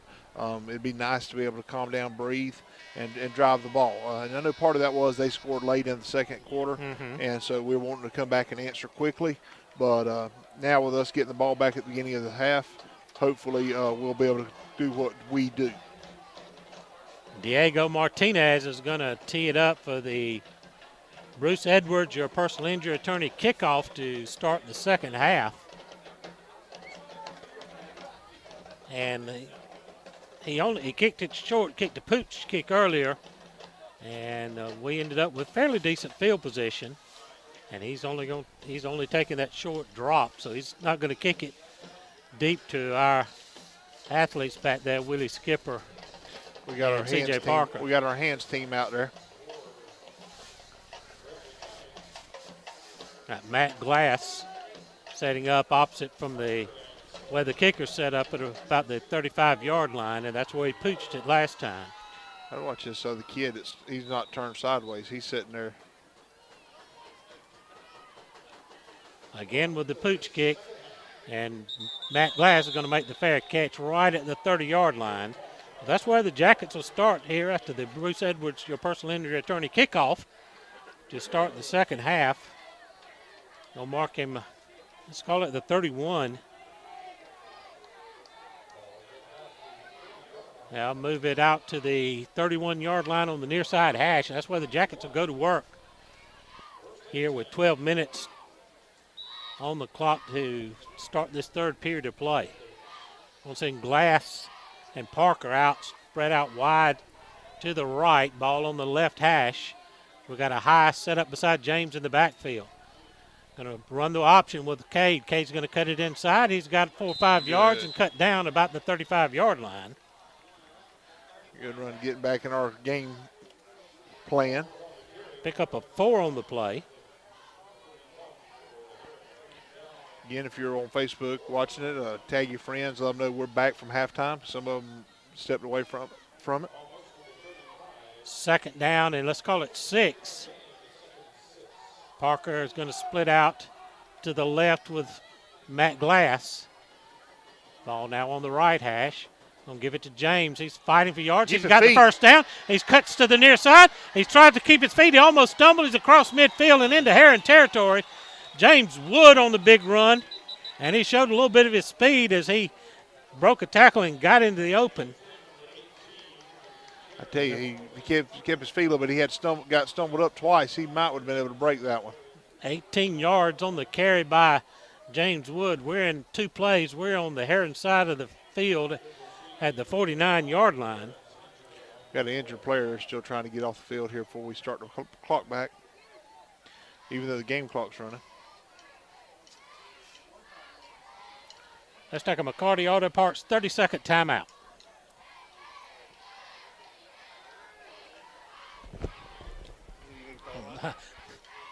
Well, I take that. We still haven't got the call back on the radio side, so we'll stay right here with it on the Facebook side. We'll wait on the. Hang on. Go ahead.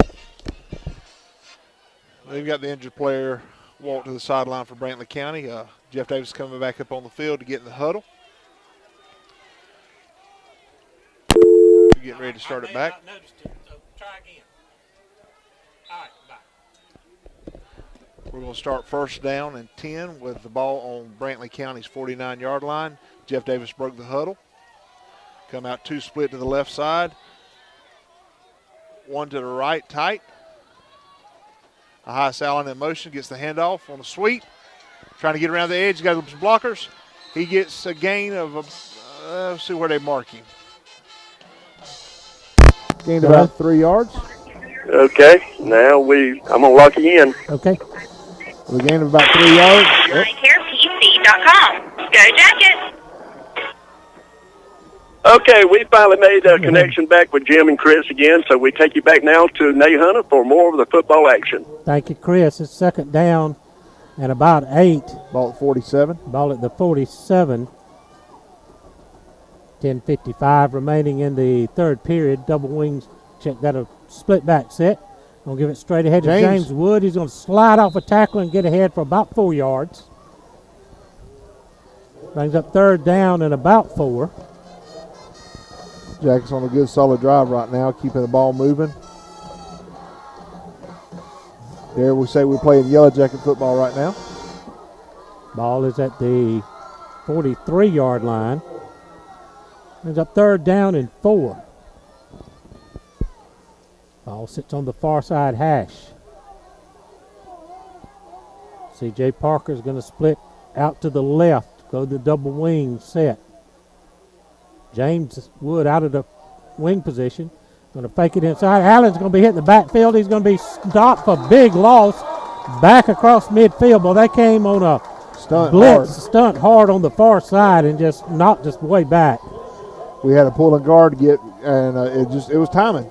Yeah, that was just luck. He comes stunning through hard right at the pulling position, and hit us in the backfield at handoff.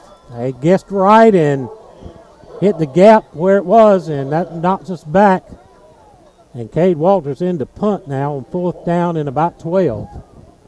Hey, they're scared to send anybody deep right now with us making that fake earlier in the game.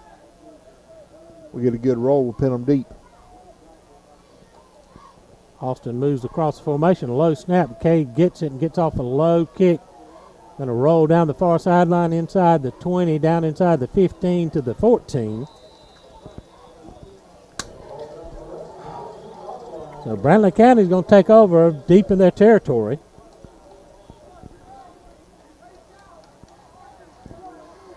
.37 yards on that punt by Cade. 9:18 to go in the third period. Jackets down 6-0 on the Bank Hazler scoreboard.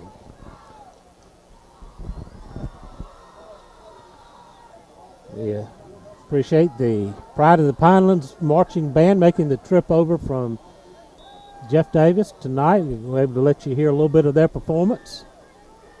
Also the state champion Jeff Davis cheerleading squad on the sideline, keeping spirits up, but Jackets got to stiffen up on defense now. Trips to the far side of the formation, ball on the far hash. Man in motion comes across the near side. They're going to fake the handoff. Walker's going to keep it inside and pick up a couple of yards. Myon Conaway and Austin Wood on the stop. He'll be across the 15 to the 17.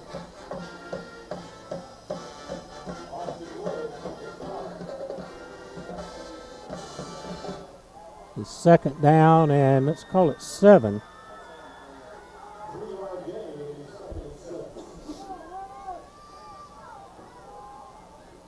Full wide set for the Herons. Walker, a quick drop out, pick it off on the far side. Is that Cade Walters? He's going to take it in for the score. Another pick 6 for the Jackets. Cade, from his outside linebacker position, stepped in front of the receiver and took it in untouched into the end zone. That ties the game. Fantastic job by Cade to step up right when that pass was thrown. He stepped in front of it at about the 20-yard line. Now, Audiel Placencia in. We're going to spread everything out here in that spread formation. Now we shift everything in tight. It's a big extra point. Placencia will come on to try to give the Jackets a lead. With 8:33 remaining in the third period. A good snap. Kick is up and is good. 8:33 to go in the third. Jeff Davis 7. Brantley County 6 on the Bank Hazler scoreboard. 60-second timeout on the Yellow Jacket Football Network. If you are a Class A CDL holder with 2 years of experience, come on out and apply with Williams Brothers Trucking. WBT cares about the safety of their employees and would love to have you as a part of our family. WBT offers great benefits like competitive pay, 401k, health care, and hauls that will get you home every day. We look forward to working better together with you. Williams Brothers Trucking in Hazelhurst. Abundant Life Pharmacy in Baxley cares about your health and your family. Visit them for all your prescriptions and over-counter drug needs. While there, choose from their large selection of drugs, gift items, and they even have a health food store that offers gluten-free foods. You can use their convenient drive-up window or go inside. Abundant Life Pharmacy, located at 117 North Main Street in Baxley, across from McDonald's in Baxley, or call 912-367-8404. Go Jackets! WHJD in Hazelhurst. Now back to Jim and Chris. Bruce Edwards, your personal injury attorney, kickoff. Audiel Placencia has it teed up. The first kickoff of the night, he kicked it into the end zone. He makes his run forward. High kick. This is going to be taken at about the 2-yard line. Coming up near side, looking for running room. He's got a little seam. He's out about the 30-yard line. But we knock him down. So a good return of 30 yards for the Herons, as they're going to get it pretty decent field position. Audio come a little bit short of the end zone. They're going to mark him back right at the 30-yard line, make it the 29. This humidity out here is real thick. It sure is. 8:25 remaining in the third period of play. Let's check it down with our Southern Eye Care sideline reporter, Paul Wood. Paul, what did you see on that pickoff? Can you hear me? Okay. Yes, sir. Yes, sir. Cade was red. He followed the quarterback's eyes. When as soon as he released that ball, Cade jumped the route, and it was smooth sailing right on. Thank you, Paul. Full wide set for the Herons on the near hash. Going to drop the throw. Looking over there. Complete at the 43. He's going to fall forward to the 44, 45-yard line. That'd be Hyatt on the catch. Barely got that over our linebackers. A little seam route. They're going to mark him at the 46. First and 10 for the Herons as they're staying with this full wide passing game. They are, Jim. And you talked about earlier before the game, they lost their better running back. He's out for this game, and they've stuck with the passing play game. Cager Flowers sets up in the backfield with Walker's full wide. Ball on the near side hash. Brantley going left to right, send a man in motion. Going to run the sweep to the far side. Cuts it back in. We're going to knock him down after a short loss on play. Hyatt on the carry. Give him a 2 out to the 47. Maybe a pickup of a long yard.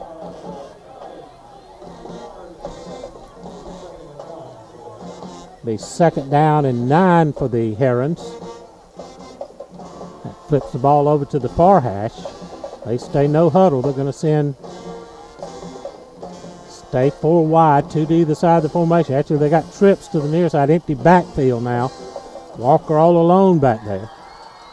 Nice, brings a man across the formation. He went forward. Coming near side, looking to throw. Got a man complete at the 43. Out of bounds. Austin Wood drags him out of bounds, but he's inside the 35 to the 33-yard line of the Jackets. That receiver going in motion was close to going forward too early. Another first down for the Herons as they are rolling with this spread passing attack.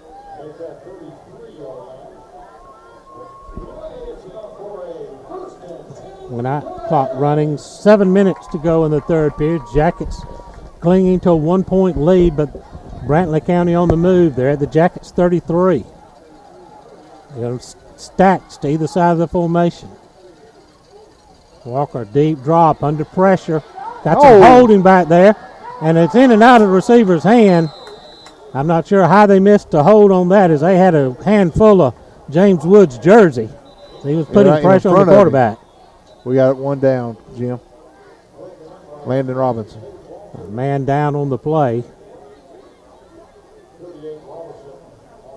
Let's take a McCarty Auto Parts 30-second timeout here on the Jeff Davis Yellow Jacket Football Network.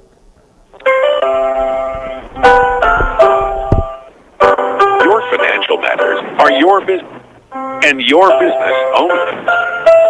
We keep it that way. And Bank of Hazelhurst, we have a tradition of confidentiality. Bank of Hazelhurst, member FDIC. Now back to Jim and Chris.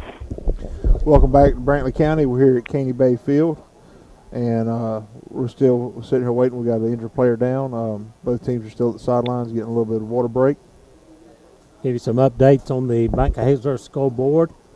Still some halftime scores reporting. Richmond Hill 17, Wayne County nothing, Appleton County 28, South Effingham nothing, Statesboro 6, Swainsboro nothing in the third. Fitzgerald 22, Turner County nothing, East Lawrence 20, Bryan County nothing. We had ECI 7, Vidalia nothing in the second period, last report we had.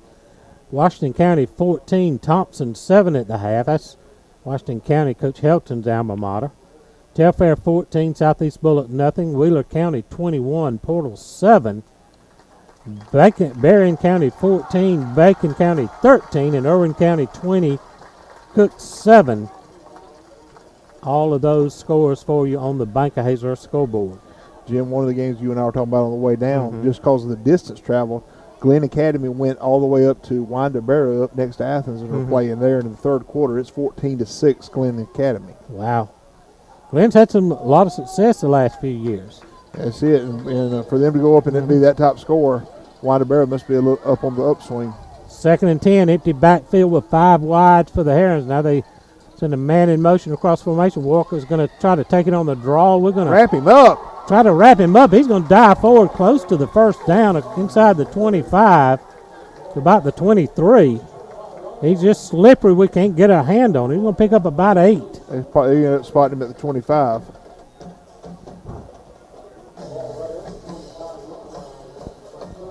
.6:15 remaining in the third. Jackets up 7-6 on the Bank Hazelhurst scoreboard, but Brantley County on a drive. It started all the way back at their 29. 3rd down and 2. Walker looking to throw. Going to throw the wide receiver screen out far side. Complete. We're going to wrap him up and knock him for a loss. That'll bring up 4th down in the decision now for the Herons, as they good coverage out there, and we got a guy down on the far side. Got a cramp. Going to keep it right here. I tell you, Jim, it's so humid. I'm surprised that's the first cramp we've seen tonight. Even though temperatures drop, humidity's killing them. The spot's going to be at about the 27-yard line. So a loss of 2 on the play. And a big decision now for the Herons. It's going to be 4th down, and let's call it 5, with 5:49 remaining in the third, as they trail a point. While we got a break here, let's recognize some of our game sponsors: Laster Tractor Company, Douglas Ear, Nose, and Throat of Coffee County, Douglas Metal and Steel, and let's not forget the Beasley Group doing our Facebook live stream. We've had great viewer support participation tonight. I know last week we had people from Texas and Louisiana, Virginia. We're reaching former alumni, family members all over the United States. We sure appreciate all the Beasley Group does to support Jeff Davis football with this live stream broadcast on Facebook Live on 105.9 The Sting, and we also appreciate our radio sponsors at 105.9 FM WHJD. 4th down and 5 for the Herons. Looks like they're gonna go for it. Ball sitting on the far side hash. They're moving left to right. They got trips to the wide side of the field. One back in the backfield alongside Walker. Walker dropping back. Going to look to throw. Going to come near side. Interception! Hey, we got it in the 50. On 40. Austin Wood clear sailing. Nobody going to touch him. Had the second pick 6, and the Jackets score again on the defense. 2 pick sixes 2 weeks in a row. That's unbelievable. That was a fantastic play by Austin to step in front of that receiver and take the ball to the house. He went about 80 yards on that as he intercepted somewhere right around the 20-yard line. And now Audiel Placencia can pad the lead 13-6 right now as the Jackets run the spread formation, close it up tight. Placencia to kick. Cade Walters hold. Matt Glass with the snap. This will be big right here. Good snap. The kick is up. The kick There is we good. go. 5:28 remaining in the third quarter. Bank of Hazel scoreboard. Jeff Davis 14. Brantley County 6. Let's take 30 seconds on the Jeff Davis Yellow Jacket Football Network. Do you think you may need to call Ear, Nose, and Throat Clinic of Coffee County? ENTCC provides a full range of ear, nose, and throat services for patients of all ages, including treatment of sinus disorders with endoscopy surgery, the treatment of sleep apnea and snoring, and allergy testing and treatment. If you'd like more information on any of their services, please ask any member of their team. 912-384-2200. Two convenient locations, one in Tipton and one in Douglas. Let the providers at Ear, Nose, and Throat Clinic of Coffee County help you feel better. We have 2 touchdowns with interceptions. Is that right? That's right. Second week in a row we've done it, Ronnie. That is super. 5:28 remaining here in the third period.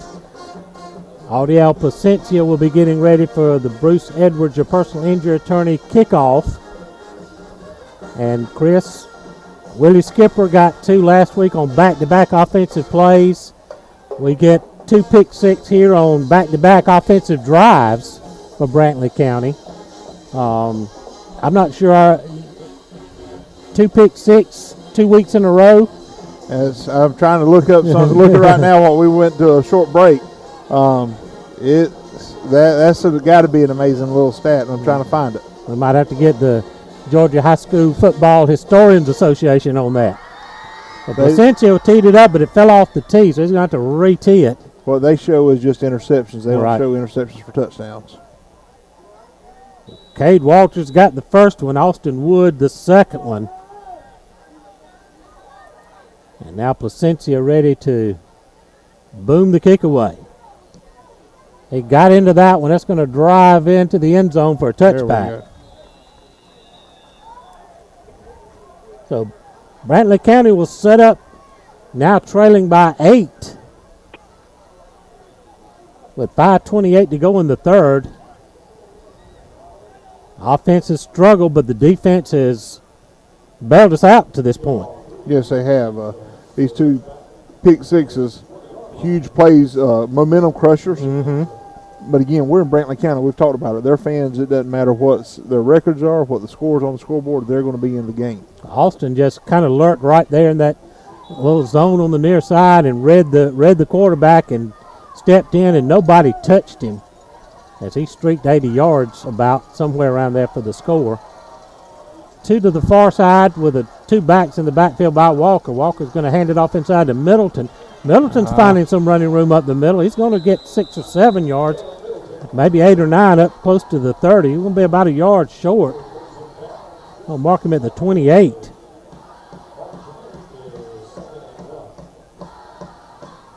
Give him the 29, second down and 1.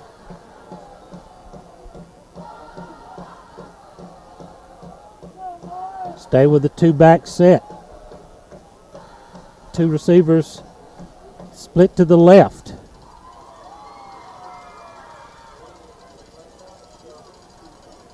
Walker hands it off inside. Middleton crashes in there. He's going to have the first down up near the 35-yard line.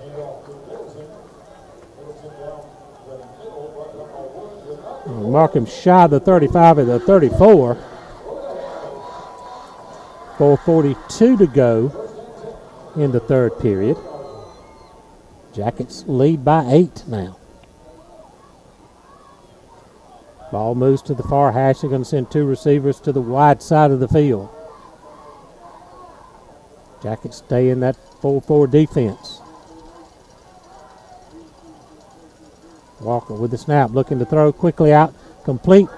Got to slip a tackle and across the 40 to the 42. Kate Weston Perkins on the reception. Picked up of 7 on the play. Makes it second down and 3. Austin Wood made the tackle. Ball now on the near side hash. 2 receivers to the wide side. Stay in the same formation. 2 backs flanking Walker. And a little lean forward. Going to hand it off inside. Going to get across to the 45-yard line. We might have enough for the first down. Little Michael Connor on the carry.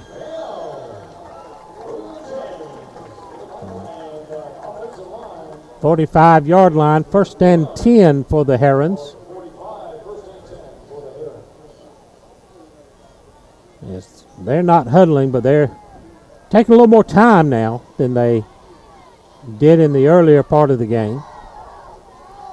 Same formation. 2 backs flanking Taiwan Walker. 2 receivers to the wide side of the formation. Fake the handoff. James Wood with a sack. There we go. That's huge. James come clean off the corner and textbook tackle. Got Taiwan Walker right on the numbers and buried him back at the 38-yard line. Boy, James had a full head of steam, and that one, he's going to feel that one tomorrow. He is. He didn't see him. He didn't adjust to him. James hit him dead square and drove him down. He's lucky he didn't get separated from the football there. Second down, and let's call it loss of about 7 on the play. Let's call it 17. Same formation for the Herons. Gonna give it to Middleton. He's trying to find running room left side. He's going to get back near the original line of scrimmage. So give him about 7 on the carry. They got 3rd down and 10. Back up at the 45-yard line. Need a big play here from the defense. 2 minutes remaining in the 3rd. Back Azler scoreboard update. Jeff Davis 14, Brantley County 6.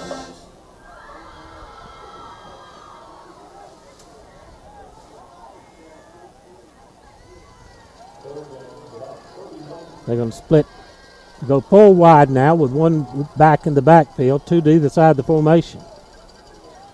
On 3rd and 10. Walker takes the snap. He's dropping under pressure, rolling near side, going to throw downfield. Tip, and pick off at the 45. C.J. Parker. C.J. Parker's going to get it back across midfield to the 39-yard line. 3rd straight interception for the Jacket defense. And yes, we have lost video again on the Facebook feed. We're still here talking. Give us just a second to see what we got.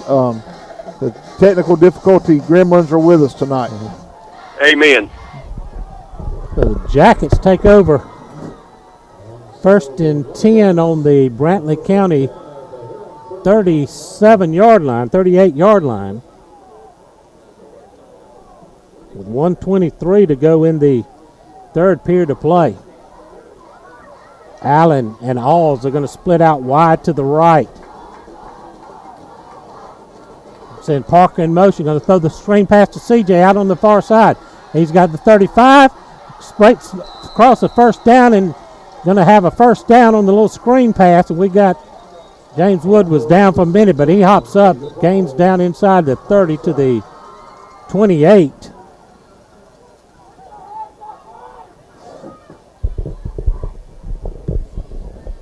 We got our video back.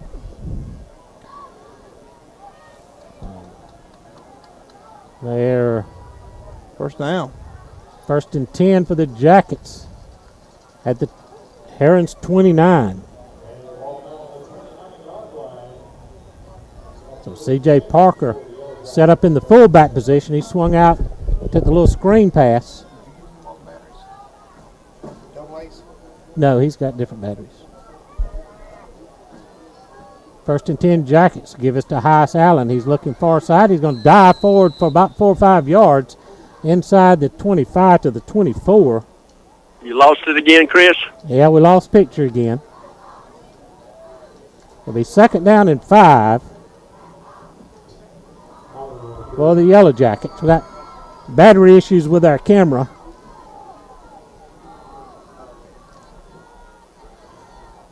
Ball on the far hash. Parker splits out to the near side of the formation. We've got 2 backs behind. We'll give it to Heiss, who's looking on the right side. He skips out of a tackle. He's got a 1st down and more, and he's down near the 5-yard line, making about the 7 or 8. Highest Allen with a big run. It'll be 1st and goal for the Jackets. They're going to have him at the 6-yard line. But we got our picture back again. It's frozen right a second. We're trying with it, guys. Just be patient with us. We apologize. Where are we at in the quarter? With 34 seconds remaining in the third. So, got a Jackets head to the sideline. I'm not sure what we got. Brantley County staying on the field. Now we break the huddle. Play clock stopped at 25. We come to the line. Ball on the far hash. Allen and I believe Landon Robinson set up behind Cade. Cade's going to give it to Highs. He's trying to sweep far side. He's going to be hitting the backfield and drop for a loss back near the 10-yard line.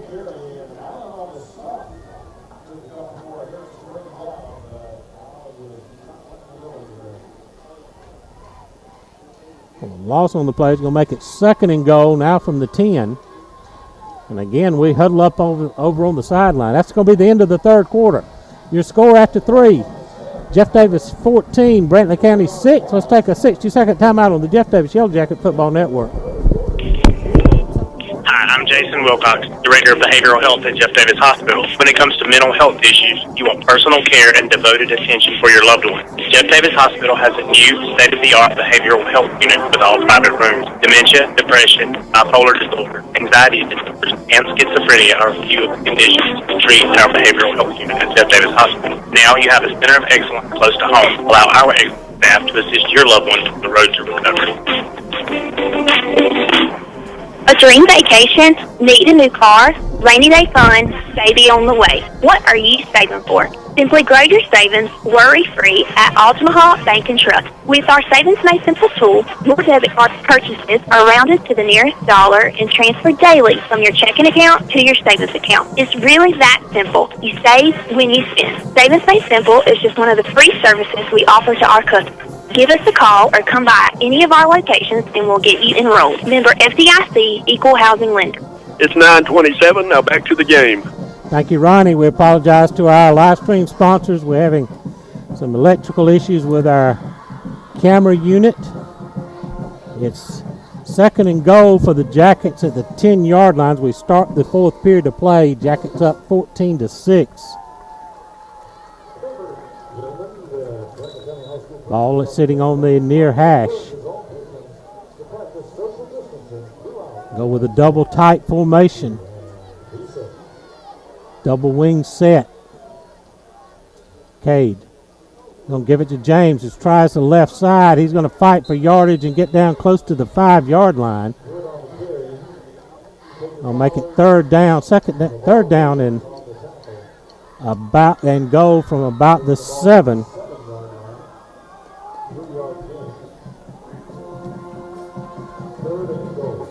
So 3rd and goal for the Jackets. Ball moves to the middle of the field. It's in Tyson Hall, split wide out to the left. Double wing set. Cade under center. Goes into Austin in motion. Go a quick screen side. Picked off by the Herons in the end zone. Now they're on the return to the far side. He's up at the 30-yard lines and out of bounds. And the Herons turn us away on the interception. And a flag down after the pickoff. The Jackets with a chance to really cinch the deal here maybe. But a good play by the Heron defense. We had a man running a wheel right into the end zone, and they had a linebacker step in front and pick it off. And he returned it out to the 20-yard line. The block in the back is going to back him up.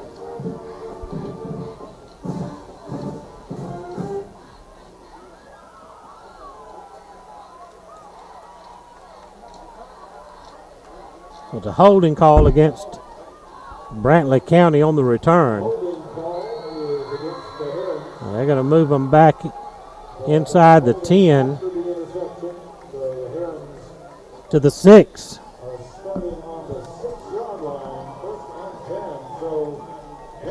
11:07 remaining in the ball game.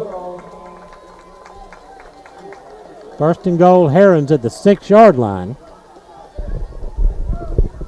Maybe we got our camera issues squared away. I think so. It was a wire there getting unplugged, and it was causing our little box to get knocked out. So I apologize, guys. We think we got it fixed now. 2 wide to the near side, 2 backs. Gonna give it on the inside handoff. Trying to find some running room. He's got the 15, the 20, still on his feet, dragging tacklers across the 20-yard line. About a 15-yard run by the Herons by Middleton. We'll get it to the 21. It's a big run of 15 yards on the first play after the turnover. 10:57 remaining in the ball game. Clock stopped on the first down.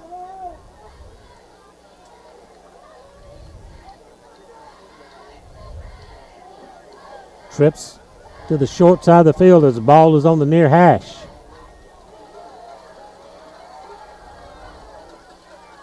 Walker going to get I believe they're going to get us. It's coming a little quick across the line.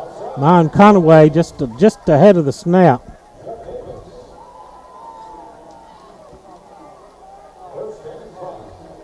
That'll make it first down and 5 out at the 26-yard line.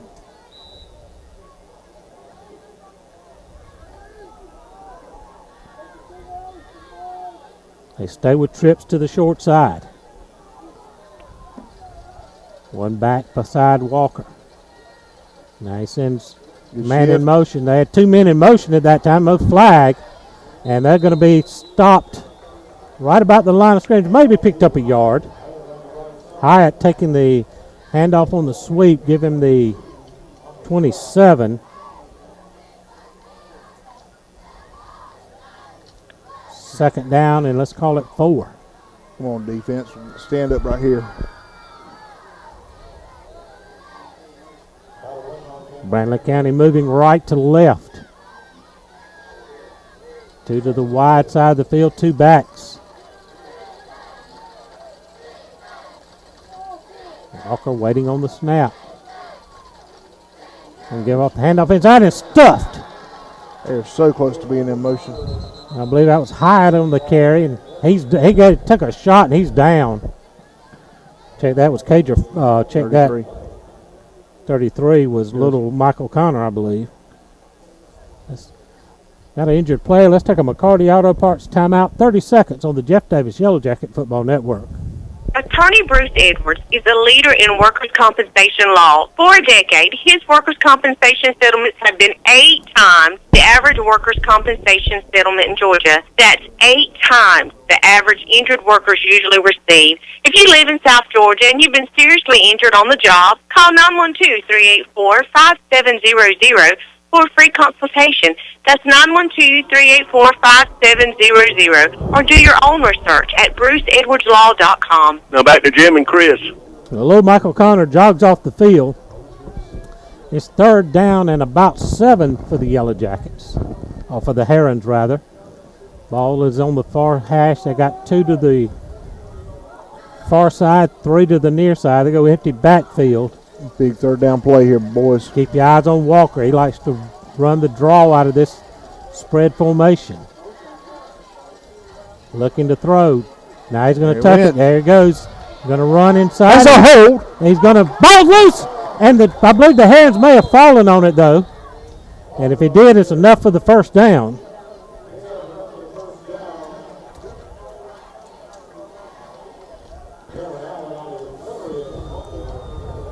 Mike Hazard scoreboard update courtesy of Roy Waters. ECI 14, Vidalia nothing in the 4th quarter. This is Vidalia's first game of the season. It is their first game of the season. Ball's at the 35, 1st and 10 for the Herons. 9:05 remaining in the ball game. Jackets up by 8. 2 receivers near side. And they finally caught him. The running back's been leaning forward, getting that little extra lean ahead of the snap, and They caught him this time. It's going to move them back to the 30 on the false start. Almost like the Canadian League here. It was one play because they had two in motion at the same time. Just getting a jump start. Yeah.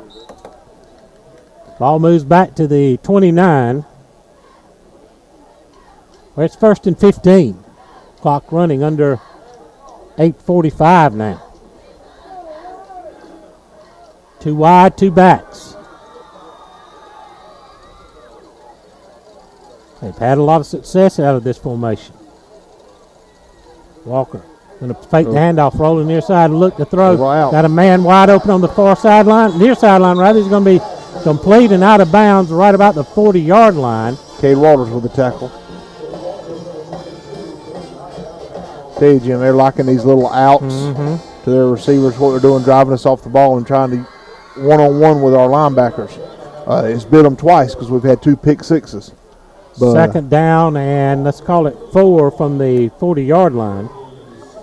Starting to run it to the wide side of the field a little bit more to give our receivers a little more room. Ball moves to the near hash, so 2 receivers go out to the right.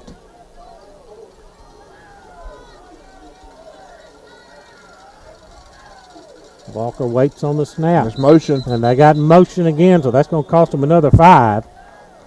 They're trying to help us out. We need to take advantage here. We'll make it 2nd down and about 9. They're going to move it back to the 35.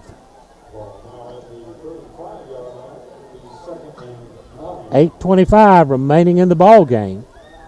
Micah Hazler scoreboard update. Jeff Davis 14, Brantley County 6. Gonna go 4 wide this time, 2 to either side of the formation. 1 back beside Walker. He takes a snap, a little short drop. Gonna throw it inside, complete a diving catch out for the 1st down at about the 47-yard line. Hyatt, I believe, on the catch. They swung out with her back, and we went with the swing pass looking for that screen they've hit us with 3 or 4 times tonight and left that guy wide open in the middle. 1st and 10, Herons at the 48. Make it the 47. Go back to the 2 wide, 2 back set. Coming on blitz. Showing pressure inside with him in the backfield. Carter Mullis comes through and gets the receiver, and little Michael Connor comes up limping a little bit, but the loss all the way back near the 40. They'll mark him at the 43, it looks like. Jim, I think that's 3 big tackles in the backfield, 1 per game for that freshman, Carter Mullis. Sure is. 2nd down and 14. Clock running, 7:35 left in this one.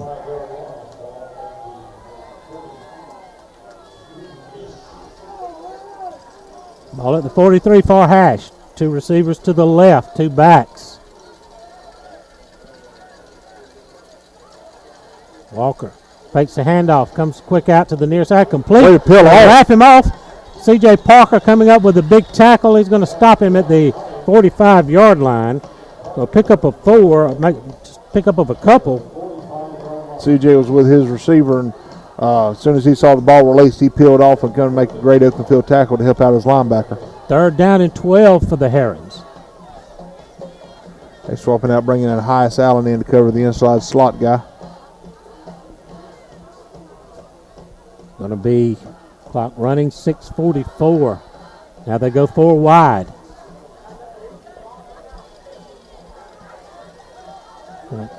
Man in motion across the formation. Dropping back, rolling to throw near side. Picked it up. Oh, Austin had it in his hands and couldn't get the handle on it. Ball falls incomplete. Almost another interception. Bring up 4th down and 12. I can tell you he was looking at nothing but green grass in front of him. He could have had another pick 6 if he corrals that one. But Brantley County is going to have to kick it away with 6:27 to go in the ball game. Willie Skipper, that C.J. Parker is going to drop back to receive. Cameron Allen, one of their wide receiver tight ends, so keep an eye on him, is the punter. CJ's going to set up at the 10-yard line. They run a man on late. Maybe get a bad snap here or something. But they do get a good one. A little bit of pressure. A good kick. Parker's going to take it at the 13 and falls down. Lost his footing as he made the catch at the 13-yard line. The Jackets are going to be pinned deep. With 6:20 remaining in the ball game, and the Jackets lead it by 8.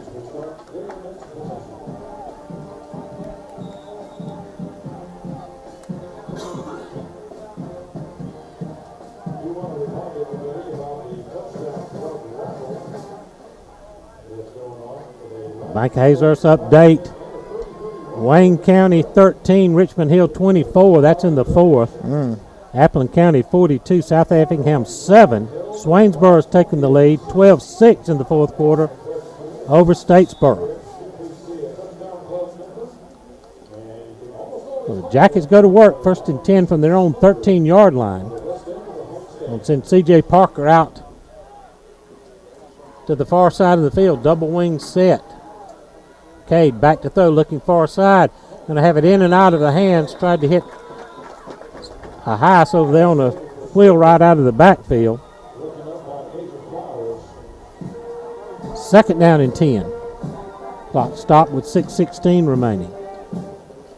Michael Hazler scoreboard update. East Lawrence 20, Bryan County nothing. Manual County Institute 14, Vidalia 0. Terriffair County 14, Southeast Bullock 7. Jim, just an interesting fact I did just see, most individual interceptions in a quarter return for a touchdown. 3 is the national record. 2, there's a bunch of people tied. Okay, he takes the handoff. There he's going with Austin Wood. Austin Wood has got a first down and more. They ran the trap play, and Austin Wood has got it all the way out to the 45-yard line. So that gets the Jackets out of the hole and a big first down with 6:07 remaining.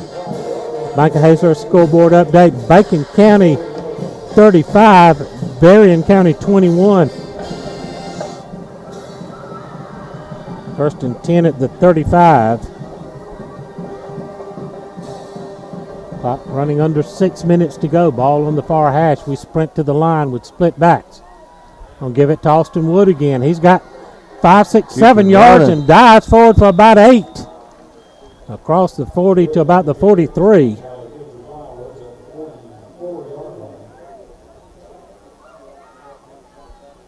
Bring up 2nd down and 2. And now our offensive line beginning to impose their will a little bit. It's been a slugfest in the trenches tonight. Be able to control the game. Clock running now, 5:15. We're trying to milk the clock. 15 seconds on the play clock as we get to the line. Cade's going to look it over, change the formation. Now he puts Austin in the backfield. Takes a snap, going to give Austin far side. He's got the first down and up around the 47. Trying to milk the clock. 1st and 10 at the Jacket 47. Under 5 minutes to go. They stopped the clock to move the chains, and now we're running again. 30 seconds on the play clock. Cade jogs back to the huddle from the sidelines. Looks back at Coach Helton. Get some last-minute instructions. We're up 14-6 and trying to bleed as much clock as we can. Play clock now at 10 as we break the huddle. Austin and James behind Cade. Gonna give it Austin again. He's found some room to work on that far side. He's gonna dive out to about the 45-yard Brantley County side of the field to the 47. Make it the 48. 2nd down and a long 5. That's that 4 yards that Coach Helton wants to get on every play. 4 minutes remaining now. The Jackets continue to work the play clock now. Nothing. Brantley County, though, still has their full 3 timeouts. The Jackets now have the ball on the Heron side of the field. We break the huddle, 10 seconds. Go double wing set. Now, instead of man in the backfield, going to give it back to Austin. To Heiss Allen on the counter play. Leaps over a man and dives forward for a couple of yards. And bring up 3rd down and about 4. Huge first down needed right here. That's going to spot the ball at the 47.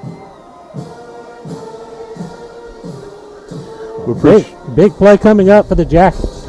We appreciate all the ones joining us on the Beasley Group Facebook live stream on 105.9 The Sting.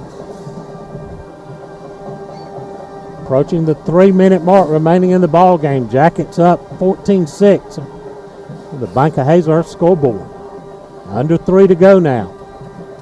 Play clock's under 10. The Jackets break the huddle, come to the line quickly, split backs.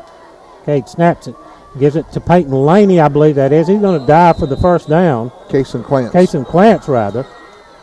Got a timeout for Brantley. We're going to be a yard short of the first down. Bring up 4th down and a long yard. We'll put him at the 44-yard line. Pick up a 3 for Clance. The clock stopped with 2:43 to go. Recognize a little bit more of our game sponsors: Abundant Life Pharmacy, Baby and Me, Bridgeford Church of God, Lumber City Drugs, and Hazelhurst Automotive. Here we are with 2:43 remaining. The Jackets up by 8. A big possession play here. 4th down and let's call it 2. And see what decision Coach Helton makes. If we're going to try to pin them deep or we're going to go for it. We got Willie Skipper and C.J. Parker coming wide to the near side. Cade's going to set up in punt formation. They send nobody back. Send a Hayes Robinson out here too. We run Carter Mullis on late. We've faked one tonight, and so they hadn't sent a man back. Send a man in motion across the formation. They're going to come hard. Cade's going to run, kick the rugby style kick. Going to get a big roll inside the 10 down near the 7-yard line where it takes a little bit of a left to right turn. So Brantley County is going to be backed up at their 7 with 2:33 remaining and 2 timeouts.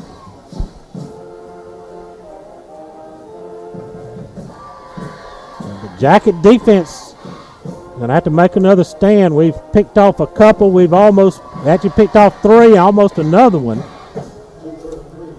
You know, Walker's going to come out throwing.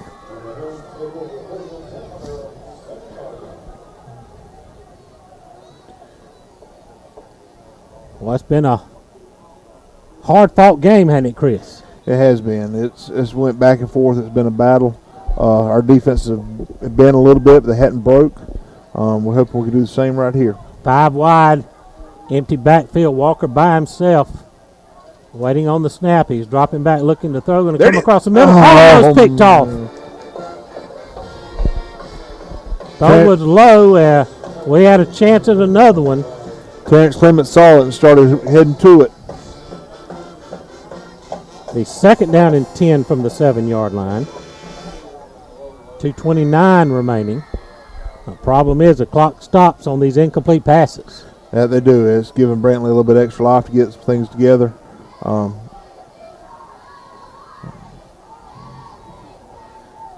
One receiver near side. 2 to the far side. 1 back. Little Michael Connor back there with Taiwan Walker. Send a man in motion across the formation. Walker's going to roll far side, looking to throw downfield. It throws it short. Incomplete. It's going to bring up 3rd down and 10. I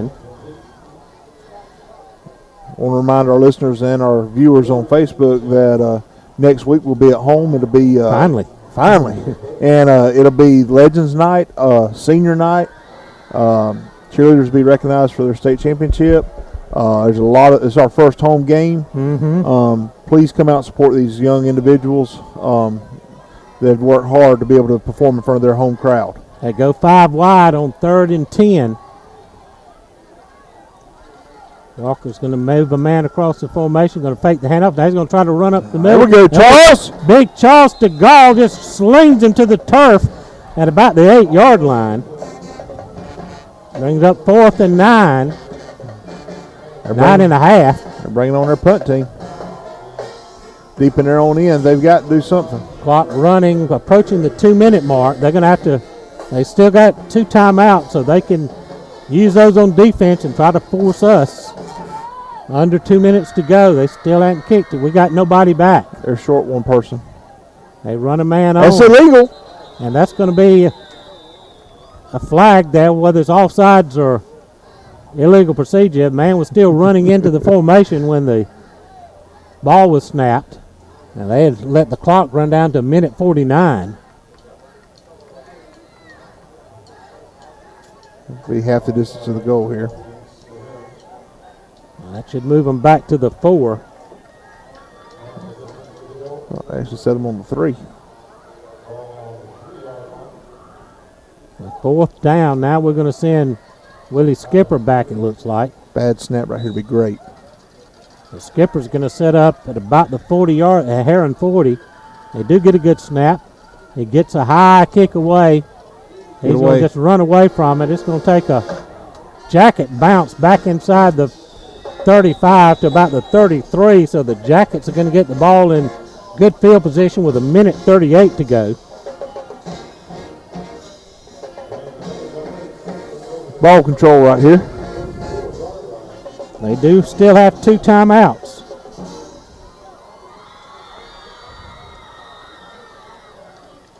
Mark it at the 34.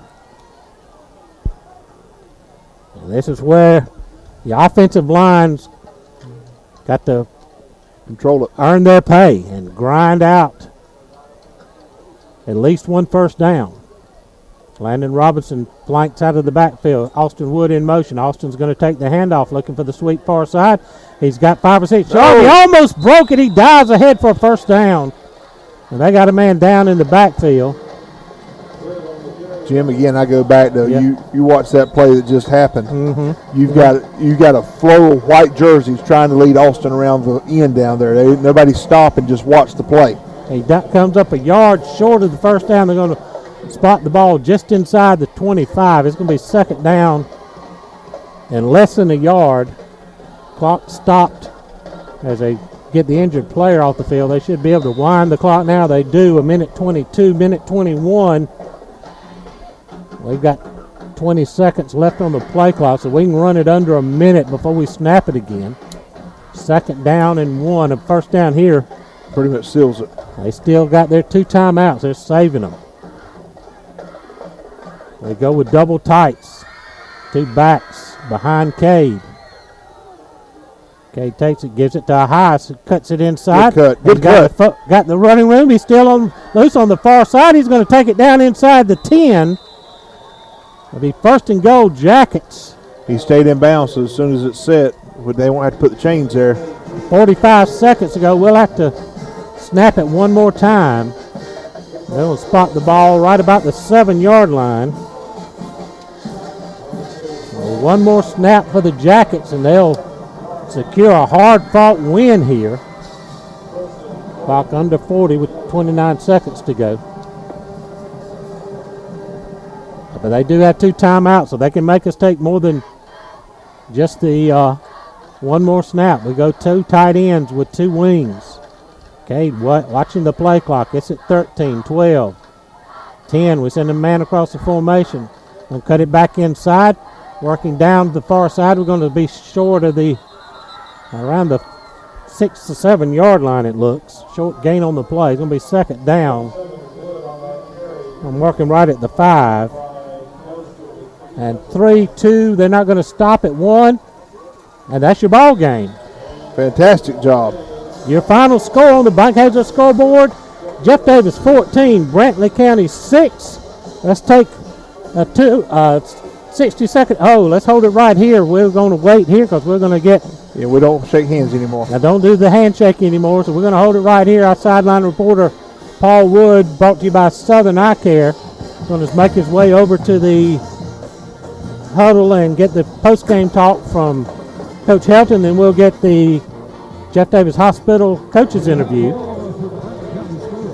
Once again, our final score, Jeff Davis 14, Brantley County 6. Turn right where you see me. Hey, kudos to our defense. Kudos to our defense. Kudos to our defense for bowing their freaking neck and winning the game for us. Offensively, we got some stuff we got to get right. As a team, we got to clean some stuff up. Listen, you got to trust us in the process of not hurting yourself. If we get that fixed, I'd hate to have to play you. But until we do, we're going to give everybody a shot. You understand me? I love you. Let's get the heck out of Hoboken. Play it up, Coach. Well, there you have it.